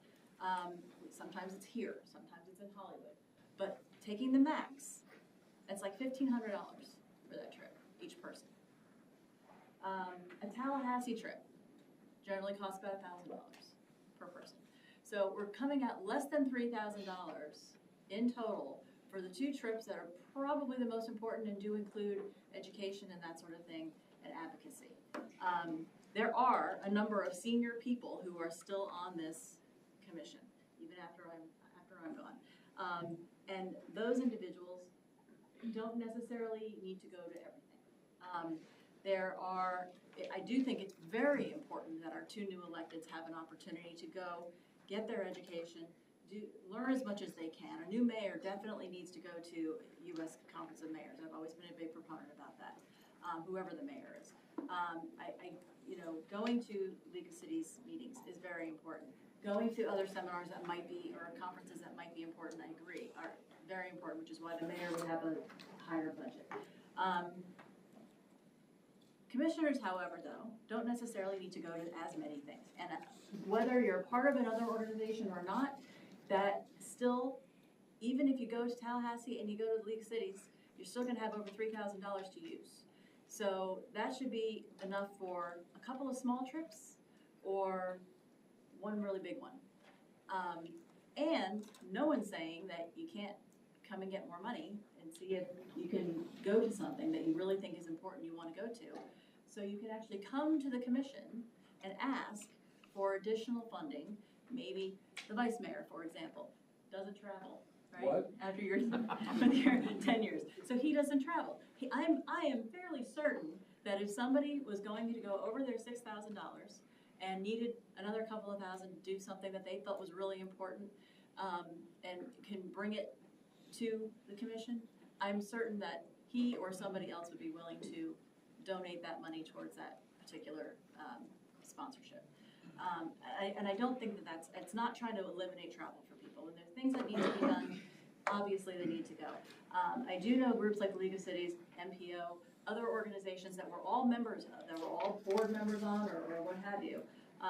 When there are things that take place, I know the organizations I'm involved in, they will pay a portion of it, if not all of it, depending upon what it is. I've actually seen, from looking at the individual travel budgets and what was getting paid and what was not, that when the mayor has gone to a number of things, because she is in a leadership position and has been for the last several years, the League of Cities pays for a portion of what is needed. So they should be paying part of it too, especially if they're mandating that people be there. So in any event, that's where that stands. I don't think it's really gonna truly impact anybody that significantly, especially when you can come back and you can ask to go. My concern is that if you have people that have been doing this for a long time and they're going to a lot of things, and now you have 2 new electeds that are coming in that need to go to something, I don't wanna see something happen where there's just no money left in the pot, and now you've got a new elected that needs to go to something, and now they have to come forward and ask for additional monies, whether it's from another place or what have you, get approval to be able to go to something that they really need to go to because they're new electeds. That's really one of my biggest concerns. Anyway, so I hope that helps to explain part of why that's happening and why it, I think it's important. The other things I have, hold on. I have a couple of ideas to increase revenue, but one of them is a little more complicated, and I want to talk about that and do some research on that separately before I bring it to the commission, but we'll talk about that. I'm wondering about, one of them has to do with the CRA budget. And you said $335,000 for the patch? And that's every year. We're doing approximately? Approximately, yeah. It went up by about 1.5%. Okay. Is there, to offset some of that, could we maybe do something, I don't know how much it would cost to do it, I don't know that it would cost a whole lot, but could we maybe do something where we're doing like a monthly farmer's market type of thing and like advertise it that way and see if they can gain some revenue from it, and it might offset some of that? Because it's a lot of money to put towards something, and I understand that not everything has to make money and some things are just simply quality of life issues, but maybe try to find some way to offset some of that and just try to see where we can go. Rebuilding Broward, I think, is a fantastic program, and they've done a really great job, but we've been doing it a really long time, and I'm wondering if we need to either, one, look at some other programs that maybe do something similar and maybe do it for less. Also, I'm just curious, how many homes in the CRA have already had that program used? Maybe we need to reduce the number of homes each year that are being done. See, like I said, CRA is gonna be sunsetting in a few years. I don't wanna get to a point where we're doing the same homes over and over again. That wouldn't make sense. Just to answer that, no home has been done twice, that's all been, but they have indicated that it does get harder and harder because the area is so limited. Yes. The other option that we've been discussing is partially funding it from the CRA and city, so Rebuilding Broward could go west past 95. Yeah. That's another option. Keeping the program the same, just the funding will be split. So now the program is impacting citywide, not just CRA wide. Okay. That's an option. Good. Now, we could further discuss at our CRA meeting if that's an approach the board wants to take. I would definitely like to look at that a little closer. Last thing had to do with okay, I'm confused. I'm a little bit confused with the community grants. So you're saying it's 50,000 total for the community grants, and they can ask for a maximum of 50,000? No. Okay. No. I'm Well, confused. That's what I'm they can technically request whichever amount. Okay. At this point. However, it's up to the commission to approve the funding, just like you did this year, right? So the maximum for community grants as it stands today is 10,000. but we didn't give everybody 10,000. Right. Right, so organizations, you have to hustle, right? Everybody's gonna submit whatever they think is the greatest and best budget that they need, but it will be up to the commission to decide on the funding. Okay, But you're limited to the 50,000. okay, and when you say, so the individual sponsorships that we have, is that included in that, or is that going to be separate as well? Still 10,000 each? So your individual sponsorships from the discretionary funding, the discretionary funding went from 25,000 to 10,000. Now, in the policy, if somebody reaches a maximum, whether discretionary, community grants, or whichever program the city has, they're limited to 10,000.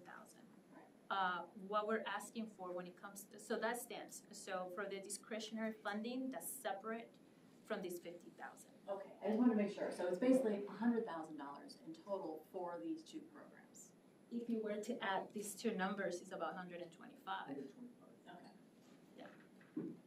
75 plus the 50, yeah. Yeah, but remember, our recommendation is focusing on the 50. So instead of having that additional, so for example, we opened the application period in October, right, for the community grants. And the commission decides to fund, I don't know, 25,000, right? Coming April, we'll have to open the program again for the sponsorship side, right? And you only have $25,000 left. So somebody can come in and apply for 15,000, full 25, it will be up to the commission to decide.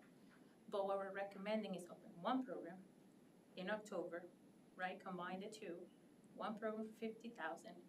Every organization that meets the criteria is welcome to apply, whether it's 10, 11, 15, and it will be up to the commission to decide whether they want to support that program or not. That's our recommendation.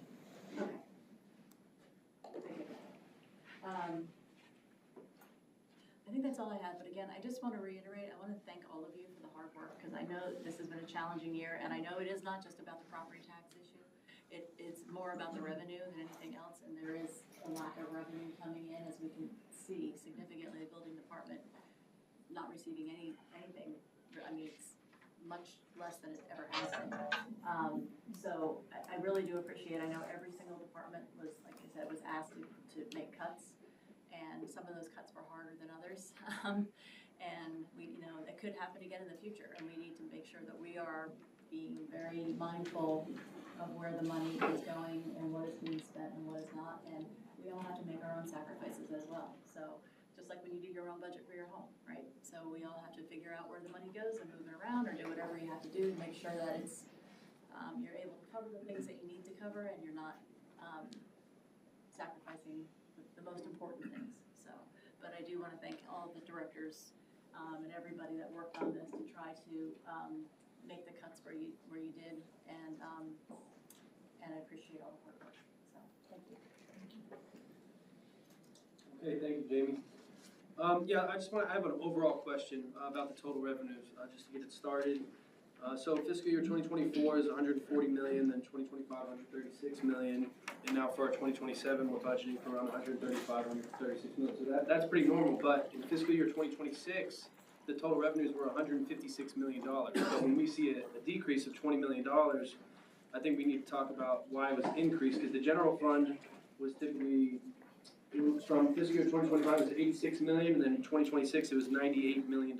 And then building and permit operations, the revenue that we had actually was the most that we ever had for the year 2026 compared to 2024 and 2025. We had $6.1 million for our fiscal year 2026 building and permit operations. So, roughly like 80% of that is just for the general fund and building permit operations. So why did we have such an increase in fiscal year 2026? Because I wouldn't say it's so much of a decrease of 2027 when you compare it to 2025 and 2024. It's more of why was 2026 so high, and now we're adjusting back. We're acting like we were operating at 160 million consecutively for the last 5 years. We certainly haven't. So that's kind of the explanation I think the public would like to hear. So that's a good question, and I can definitely clarify. As Barbara pointed out, there's a lot of one-time revenues, and there's important things that happened in 2026. You had a revenue bond, right, of $30 million, right, and a lot of projects went into that bond. Just your Southeast Drainage Phase 2 is $90 million, right? That was part of that budget, right? You had a one-time fee from the impact fees, almost $8 million in the general fund specifically was from impact fees. 3.7 was for Olson, and 4 million was for the EOC. So that's a big number. That's 27 million right there. Yeah, Okay. And your budget went down by 20. okay. Okay. I just wanted to clarify Yeah. that. And in the building fund, right? So when we build the budget, we have projections, right? We did great in 2024 or 2023. So we look at the trends in revenue. I said that at the beginning, right? We want to make sure that we're within the trends. So when we projected the budget, we had a very healthy reserve, right? We're like, okay, we can definitely do this. It looks like the trend is going up. But turns out it did, right? It wasn't more than we Well, yeah, it's a 67% decrease, Right, and then but all of what it did we was- anticipate though? What was our 6.1. 6.1? 6.1, yeah. Okay, We did was a small increase over the previous years because the trend was going up. But since we didn't get the revenues that we anticipated, we utilized all of your reserves. You don't have any reserves in the building fund, nor is there projected reserves right now. okay. All right, let's get down to, I guess we'll start with public safety. So for fire, we're gonna purchase a new ladder truck, correct? You know, from my dealings with the fire department is that we only have typically three firefighters on a truck, on a ladder truck. So if we're gonna get a new ladder truck, shouldn't we consider incorporating a total of 4 on the consecutive shift for that ladder truck? I think that's something that we should take into account, correct? Because I know that we've been a little behind when it comes to staffing on the ladder truck, right, Chief? No, I don't wanna put you on the spot. No, I'm no, just that's saying. I didn't wanna go through the chief, but, yeah, it's just an observation. All right, so to answer that, right now, we're at the normal staffing level for fire trucks, for engines, we're staffed completely, both on our rescue trucks and ladder truck. Can we enhance it? Yeah, eventually, but not right now. I wouldn't recommend to do it right now. That's something we can assess over the next couple of years. The most important thing was we just currently refurbished those 2 trucks that bought us 4 more years to buy a new truck. So now the city is going above and beyond by getting these trucks at today's prices, which right now they're $2 million, where in 5 years from now, or 4 years from now, they're gonna be probably over $3.2 or $3.5 million. So we're way ahead of the curve. So you're saying we do have four guys on the truck then? No, we have Three? three. On the ladder truck? That's, yes. That's a standard in Broward County. Everybody's got Well, I know 3 is 3, for the 5, rescues, but I'm saying ladder, we don't need an extra guy, no? Not right now. Not right now, okay. And we're not getting the truck right away. It's Yeah, gonna of take course. a couple of years. Okay, and then, yeah, with BSO, you know, it's a $2.6 million increase, but 2.4 of it goes towards the FRS and the retirement funding, right? Because even though BSO went up 8.8%, we still took a decrease of not filling those 3 vacant positions. The decrease for, between fire and police law enforcement is about 1.1 million. 1.1? 1.1, yeah. Okay, The FRS increase is about 728, but remember, we have a legacy pension with the firefighters. yes. That went up by $537,000. And even though we negotiated 8.8% this year, for the next 3 years, it's 5%, correct? We're capped at 5%. We're capped at 5. There's a Okay, cap in so the that's good program. information to know, that we don't have to deal with this for the next 3 years, at least it's And gonna stay the capped at cap, 5. I think it's worth clarifying, the cap is on the actual, like, wages and things like that, because there are things that are outside of their control. Yeah, They cannot regulate rates for insurance, health insurance, or workers' compensation, or FRS. So next year, if they wanna do another increase, if the state wants to do another increase, that's outside of the control of any of us here. okay. And then still on the topic of public safety, would be the lifeguard tower, that's a capital improvement. We wanna get 1 more lifeguard tower, it's $165,000. Is that with the same company that we go through before? And that's the going rate, $165,000? There's no way we could go out Yeah, for we bid on went that? to Cause them and- that's quite a lot of money for a little, 50 square foot lifeguard tower. It's, we went, Yeah, that, yeah, the north tower, yeah. That's the only one that Yeah, doesn't that's the match only the one rest. that's not replaced, and we went to Bosch Company, which is the company that replaced those towers for us. And, we attached the quote Do we received. have to go to them? Did we To only go to match, one company? to match it completely, we have to go with them. To match what the tower looks like? Yeah, to keep the towers consistent. for the other four. Yeah, but if we could save $100,000, $60,000 and, tower looks a little different, I think it's okay, right? If it's, we'd have to look to see if any company can Well, match we're that talking same about quality. saving money here, so that's definitely a question, it's not a major line item. Commissioner Wright, it's something we will We we can would look at. into it. just to see what else we could do, Cassie. Yeah. See if there's any type of similar towers out there. Okay, and then when it comes to the pier, since we're on the subject of the beach, what is that, page 13?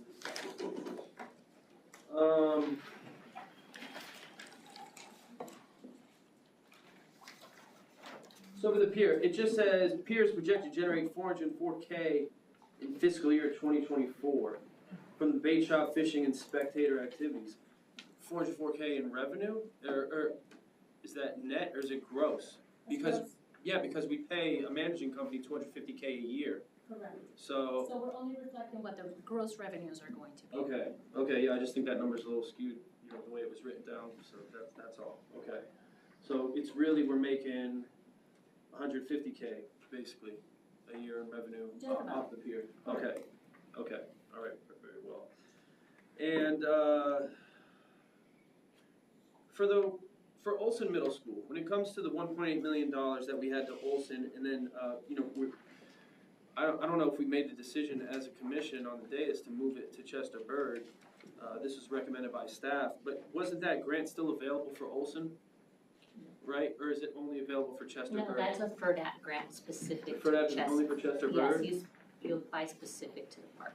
So we want to move the entire $1.8 million towards Olson, towards And it has to be complete by Don't we have a grant towards Olson too, though? No. No? Well, I thought we had ARPA funding for Olson.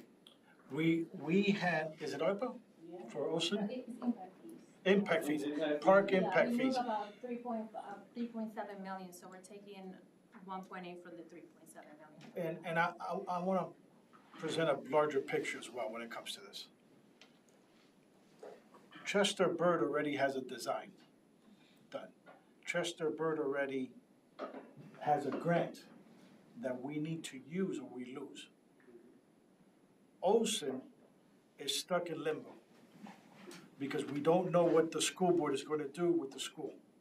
They're having a meeting in Mayors, tomorrow we're going to a meeting so they can tell us how they're gonna evaluate schools they're gonna close. For the last 2-3 years, Olson has been on that list. We don't know if they're gonna sell the property. We don't know if there's gonna be buildings. We don't know if these are gonna be offices for the school board. So we, as administration, do not feel comfortable recommending to the commission to move forward with Olson because we don't own the property. We own Chester Bird. We have a grant for Chester Bird. We have a design for Chester Bird. We have a community that's waiting for Chester Bird. Well, I don't want to abandon Olson altogether. I think that's a great opportunity to have a park in that neighborhood. We're talking about spending $37 million on PJ Milley, and the school board owns PJ Milley also. That's something that we never discussed as a commission. Let me address that, So we're Commissioner. gonna put $36.7 million in No one is PJ talking Milley. about spending any amount of dollars on PJ Milley. I know, I understand. Please, manager, let me get through this, okay? It's not just the point of having ownership of the property, it's about enhancing our community. And if we abandon the Olson project now, then we'll probably never get back to it. And that's kind of what kept Olson off the chopping block of being closed. So if we could renegotiate an agreement with the school board to move that forward and still hold that up, that we will invest in Olson, I think that's a positive for the entire community and for the school as well. So I don't want to abandon it altogether because it's like we're giving up on Olson as well. So we had the agreement with the school board before. I know that somebody pulled the item, on the school board, but it's just something I want to bring before the commission that we know. And that, okay, I understand the school board owns that, but they also own PJ Milley as well. So I just want everybody to understand that. We do have a lease with PJ Milley, but for the next 40 years, but $37 million investment. And I know that we halted the PJ Milley project as well. So that's just something I want to put forth for the commission to understand And like, I don't wanna abandon that Olson, cause we've never had a project or a park over in Southeast Dayton. That'd be the first opportunity to ever have a park in Southeast Dayton. So once you take away, especially in this time of, you know, financial surveillance or, you know, financial scrutiny, right? We want to not just abandon it. You know, that $1.8 million can make a difference over in that park, I would say. Even if it's just a big field that people can go and bring their dog and play in, and the kids could use it and have it as a playground or something, you know, or just a wide open field to do whatever they want during school hours. It's still positive, I would say, for the community. Right now, it's just a construction, you know, offloading. So that's what I want to put forward. I know we're not going to make a decision on it, but I just want the commission and staff to think about that as well. Well, hold on really quick, because I just want to know if we did want to discuss that and make that a decision, then, I mean, I know we have a certain amount of time, but I really would like to discuss this further as a commission, not necessarily in the budget workshop, but to address Commissioner Ryan's concerns and then be able to, you know, have an actual vote on it, because I do think there's some merit to what he's saying. And so I just want to know what that process would be like if we wanted to continue that conversation. Thank you, thank you. I don't think that we've ever talked about abandoning it. Yeah. I don't think that that's something that we ever talked about, and something I wouldn't wanna do either, cause I live over there. And the school board isn't either. The school board has a plan, or they have. But I think what makes sense is if you already have a design, and you have all the things that you need to build a park now, why wouldn't we do that? We have the opportunity to do that right now. And that doesn't say that we're gonna abandon something that we would wanna do, but, yeah, I don't think that we're talking about that at all. Well, Chester Bird's an existing park. This is That's creating the man. another park with new features. I understand, but isn't that park in need of an upgrade? And I think. It's a pretty nice park. I just wanna, I hate to just throw up $1.8 million into a park and not really do it the right way. That's. right, let me just address some questions that were brought up and some statements. Going to PJ Milley doesn't have a school on the park like Ocean does. That's the major difference. The school board is not interested in the land on PJ Milley because it's just a field, a baseball field, an open field with no school, no offices, no buildings on it. Olsen Park is very different. So going back to the question, no one ever mentioned abandoning Olsen. That has never been stated, said, or even considered. The only thing being considered is applying $1.8 million to Chester Bird to do a new park in Chester Bird for that community, since there's a design and a grant already approved by the state. When it comes to Olsen, we are still communicating with the school board to determine what's going to happen in the future. There's still a balance in that fund under Olsen that we are holding on to. So when the school board is ready, we are also ready if we have to pivot. And what is that balance, like $4-something million? What is the What's the balance on balance? that? Just about $3 million. $3 million. So the $3 million we are holding on to because we believe that the school board will make a decision with Olsen. And that decision is gonna impact us and the design that we previously had. Meaning we are going to have to revamp that design to fit into whatever new idea the school board has. And we are ready to do so with the balanced funding that we have. So we are playing a wait game with Olsen. We are playing a now game with Chester Bird. And we are pausing PJ Milley and still working on PJ Milley revamping the facility, the pool, and adding a new park, a new, what is it, Cassie, to PJ Milley that we talked about? A pool facility and, is it Top Lot? And a playground. A playground. So we are still gonna impact PJ Milley, but not in a $30 million way.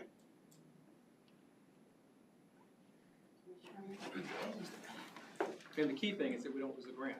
Absolutely. Yeah, the grant has to be complete by April of 2027 where we lose that money. Okay, great. Let's go. All right, so, moving on from that one, let's go to the CRA. So the CRA, with the funding that we have, I know that there was the, thing with the chamber, 12,500 a chamber for the membership for this year moving forward. I would like to increase that to the chamber. We did budget $40,000 for them. And I wanna relook at, don't we have to approve Mad Arts every year? Well, remember, we did not budget $40,000. We did not budget $40,000. The trustee membership is $12,500. That's what the membership cost. Okay, and then what about my question with Mad Arts? I'm sorry, say again? Don't we have to approve Mad Arts and Ignite Broward every year? We don't have to, it's if we want to. We're presenting it under the CRA for the first time. It's always been funded under the city. Okay, This is a recommendation. If the commission, if the CRA board wants to move forward with it, it stays with that recommendation. yeah, I'd like to relook at that, cause $30K, that's a lot of money towards an event that, we have to really see how necessary it is and how much it really benefits our residents, in the community, for that Ignite Broward. It's a great program, I get it, but $30,000 is, quite a bit of money, especially, Chamber operates for us year round, and they support the city a lot. We always recommend businesses to them, so I would like to see more support out of the CRA or the city towards the Chamber of Commerce. When it comes to the marina, I agree with it, but one recommendation I would say is to go from 18 cents to 20 cents for the wattage, the kilowatt. Because I don't want to revisit this every year and just go, okay, let's go up a little bit here, let's go up a little bit there. I think we should just set kind of a strong rate that we can lean on for the next at least 2 to 3 years, right? Instead of just constantly going up every single year and comparing us every single year. The school zone cameras, yeah, that's something that we've been discussing for a long time, and I'm sure, a couple companies have come in here and presented this to us, and we thought we'd go forward and not, but I think it's a good idea, but we have to realize that this does require a deputy to review in order to enforce it. It can be a deputy or a CSA. So, okay, and then we have to pay them a salary, or would we just need one, or we need a couple to review it? Probably we can get away with one because we only have really federal highway So corridor. they just come like every day and look at it? Yeah. Right, okay. But we don't have to add a position. Commissioner, I can use one of our existing CSAs or an existing deputy, so it won't cost the city anything. Okay, so we don't have to add. All right, good. Yeah, so in that subject too, when it comes to red light cameras, we do talk about microtransit. Yeah, we've definitely talked to every microtransit company under the sun as well. I know that our surtax was already allocated towards certain improvements around the streets and whatnot that's already applied to the county. But there's that grant that we could have with microtransit, and I think you could almost match the grant funding from the surtax and the grant that you get from the county for the next year. So that's something I would want to look into. We're the only coastal city in Broward County that doesn't have a microtransit program. So I think it'd be something that's beneficial, and from the pilot program, from what I've seen from multiple companies, it seems like something that would benefit our residents, especially our seniors, and I would like to see that moving forward. That's something we've been talking to for the last 2-3 years as well. When it comes to the travel, I voted on the travel to be reduced, but after looking at it and thinking on it, I think it should be increased. I agree with the mayor. We're here for professional development, and the amount of information that I've obtained on these professional learning, conferences and seminars and United States Conference of Mayors has been very beneficial. It's made me way better leader, and it's definitely taught me best practices. So I would like to revisit to at least increasing that maybe to $8,000, and then $12,000 for the mayor's fine, because the mayor does have a couple more travel priorities. But I think $6,000 is a little too low for that, and then $8K, and then you get approval for anything after $8K, and that'd probably just like one more trip to go to the $10K originally. So I would put that idea out there, and yes, that is the gist of my ideas. When it comes to the seniors, fine, whatever, that's like a small item, $5 to $20. And then with the school as well, I mean the summer camp, I agree. You guys, we could raise it a little bit, it's still affordable. We don't wanna price out our residents. I have no problem with non-residents complaining, but we certainly don't wanna price out our own residents, so just wanna take that in consideration. Thank you. Thank you. The only thing now I would ask is for Jamie to go down the list, for us to get consensus on these items. One more thing, sorry. I forgot. Okay, when we have the 40K for the MLK parade, instead of a day of service, can we go back to a parade? Can we make that decision here? If there's consensus, absolutely, Commissioner. Yeah, No decisions can be made here, but you can get an idea. And the consensus that we received today, it's what we're gonna present at the September budget hearing. Okay. Yeah, I would like to see if the commission is in favor of going back to a parade for MLK Day. Do we have consensus on that, Mayor? Do we have consensus? My only thing around, I have no problem with the MLK parade.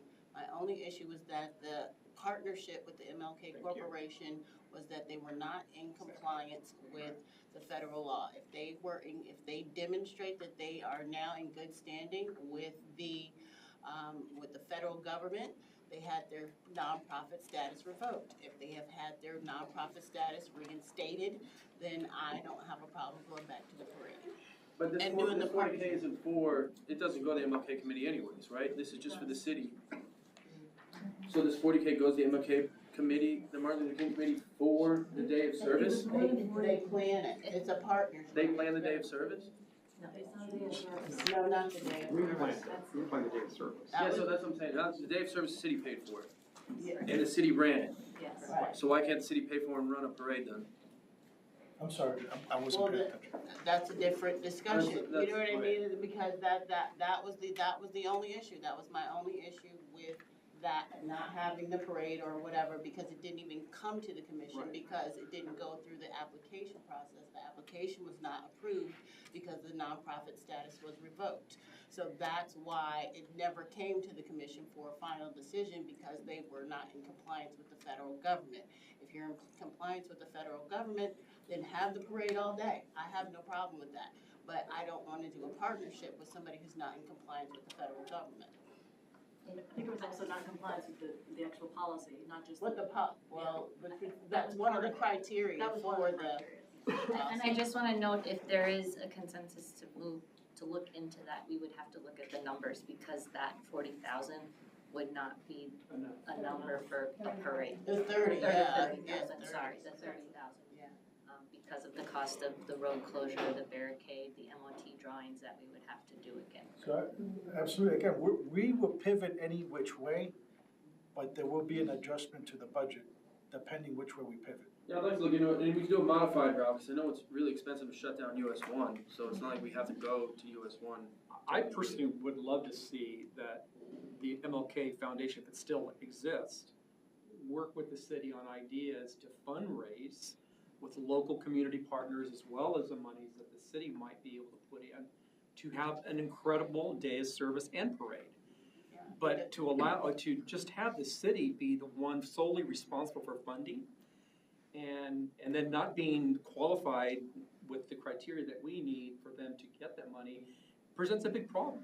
It should be a community-wide program, and frankly, I think that they've fallen short on going out to the community and asking for support. And I think as the commission, I would love to work with them. I would love for the city to work with them and get to a point where we can raise $100,000, including with the city, and have an incredible event. So at this point, is there consensus for the MLK Day of Service or parade? Definitely for day of service. I think could we look into it Yeah, and see I what think the we just look costs into are? it, yeah. And how that might be able to be accomplished. I think that's a fair thing to do, and if it's just something that's just gonna be too expensive, because I remember even just the barricades alone were something like $6,000 or $7,000.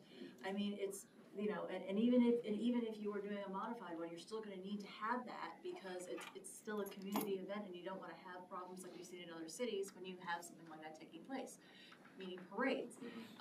So, I think we could look into it. We'll come back with an estimated cost and keep the day of service.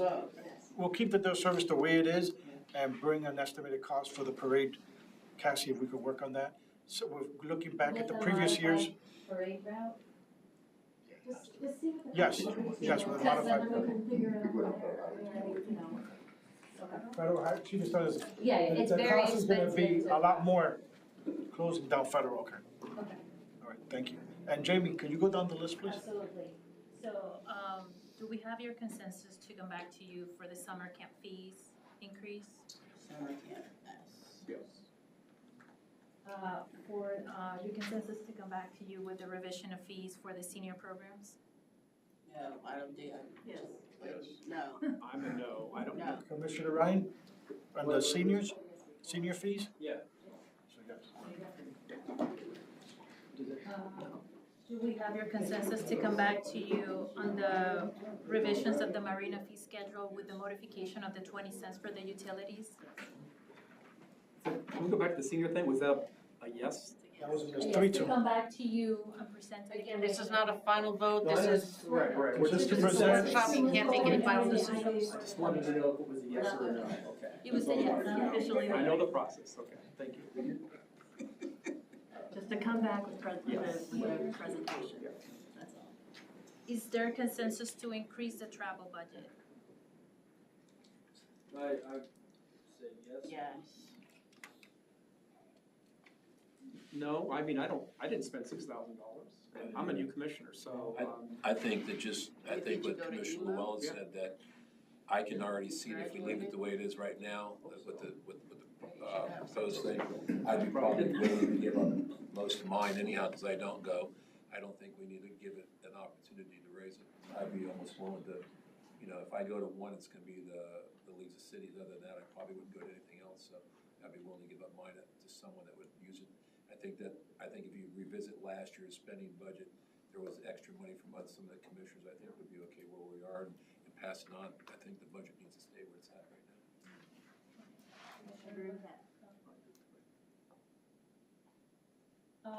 Do we have your consensus to come back to you with the community grants revision of the policies for sponsorships and grants to combine the two programs? Yes. And then I just wanna make sure, all the items here are okay to proceed. Obviously, all these items will come back to you in some form or another, but they're in the budget as it stands today. No. Yes. Yeah, you have consensus. Okay, all right. Well, I do sincerely appreciate your time. Thank you so much for your attention, getting through this, staff, everybody. Thank you so much. And this concludes the presentation. I'm so pleased.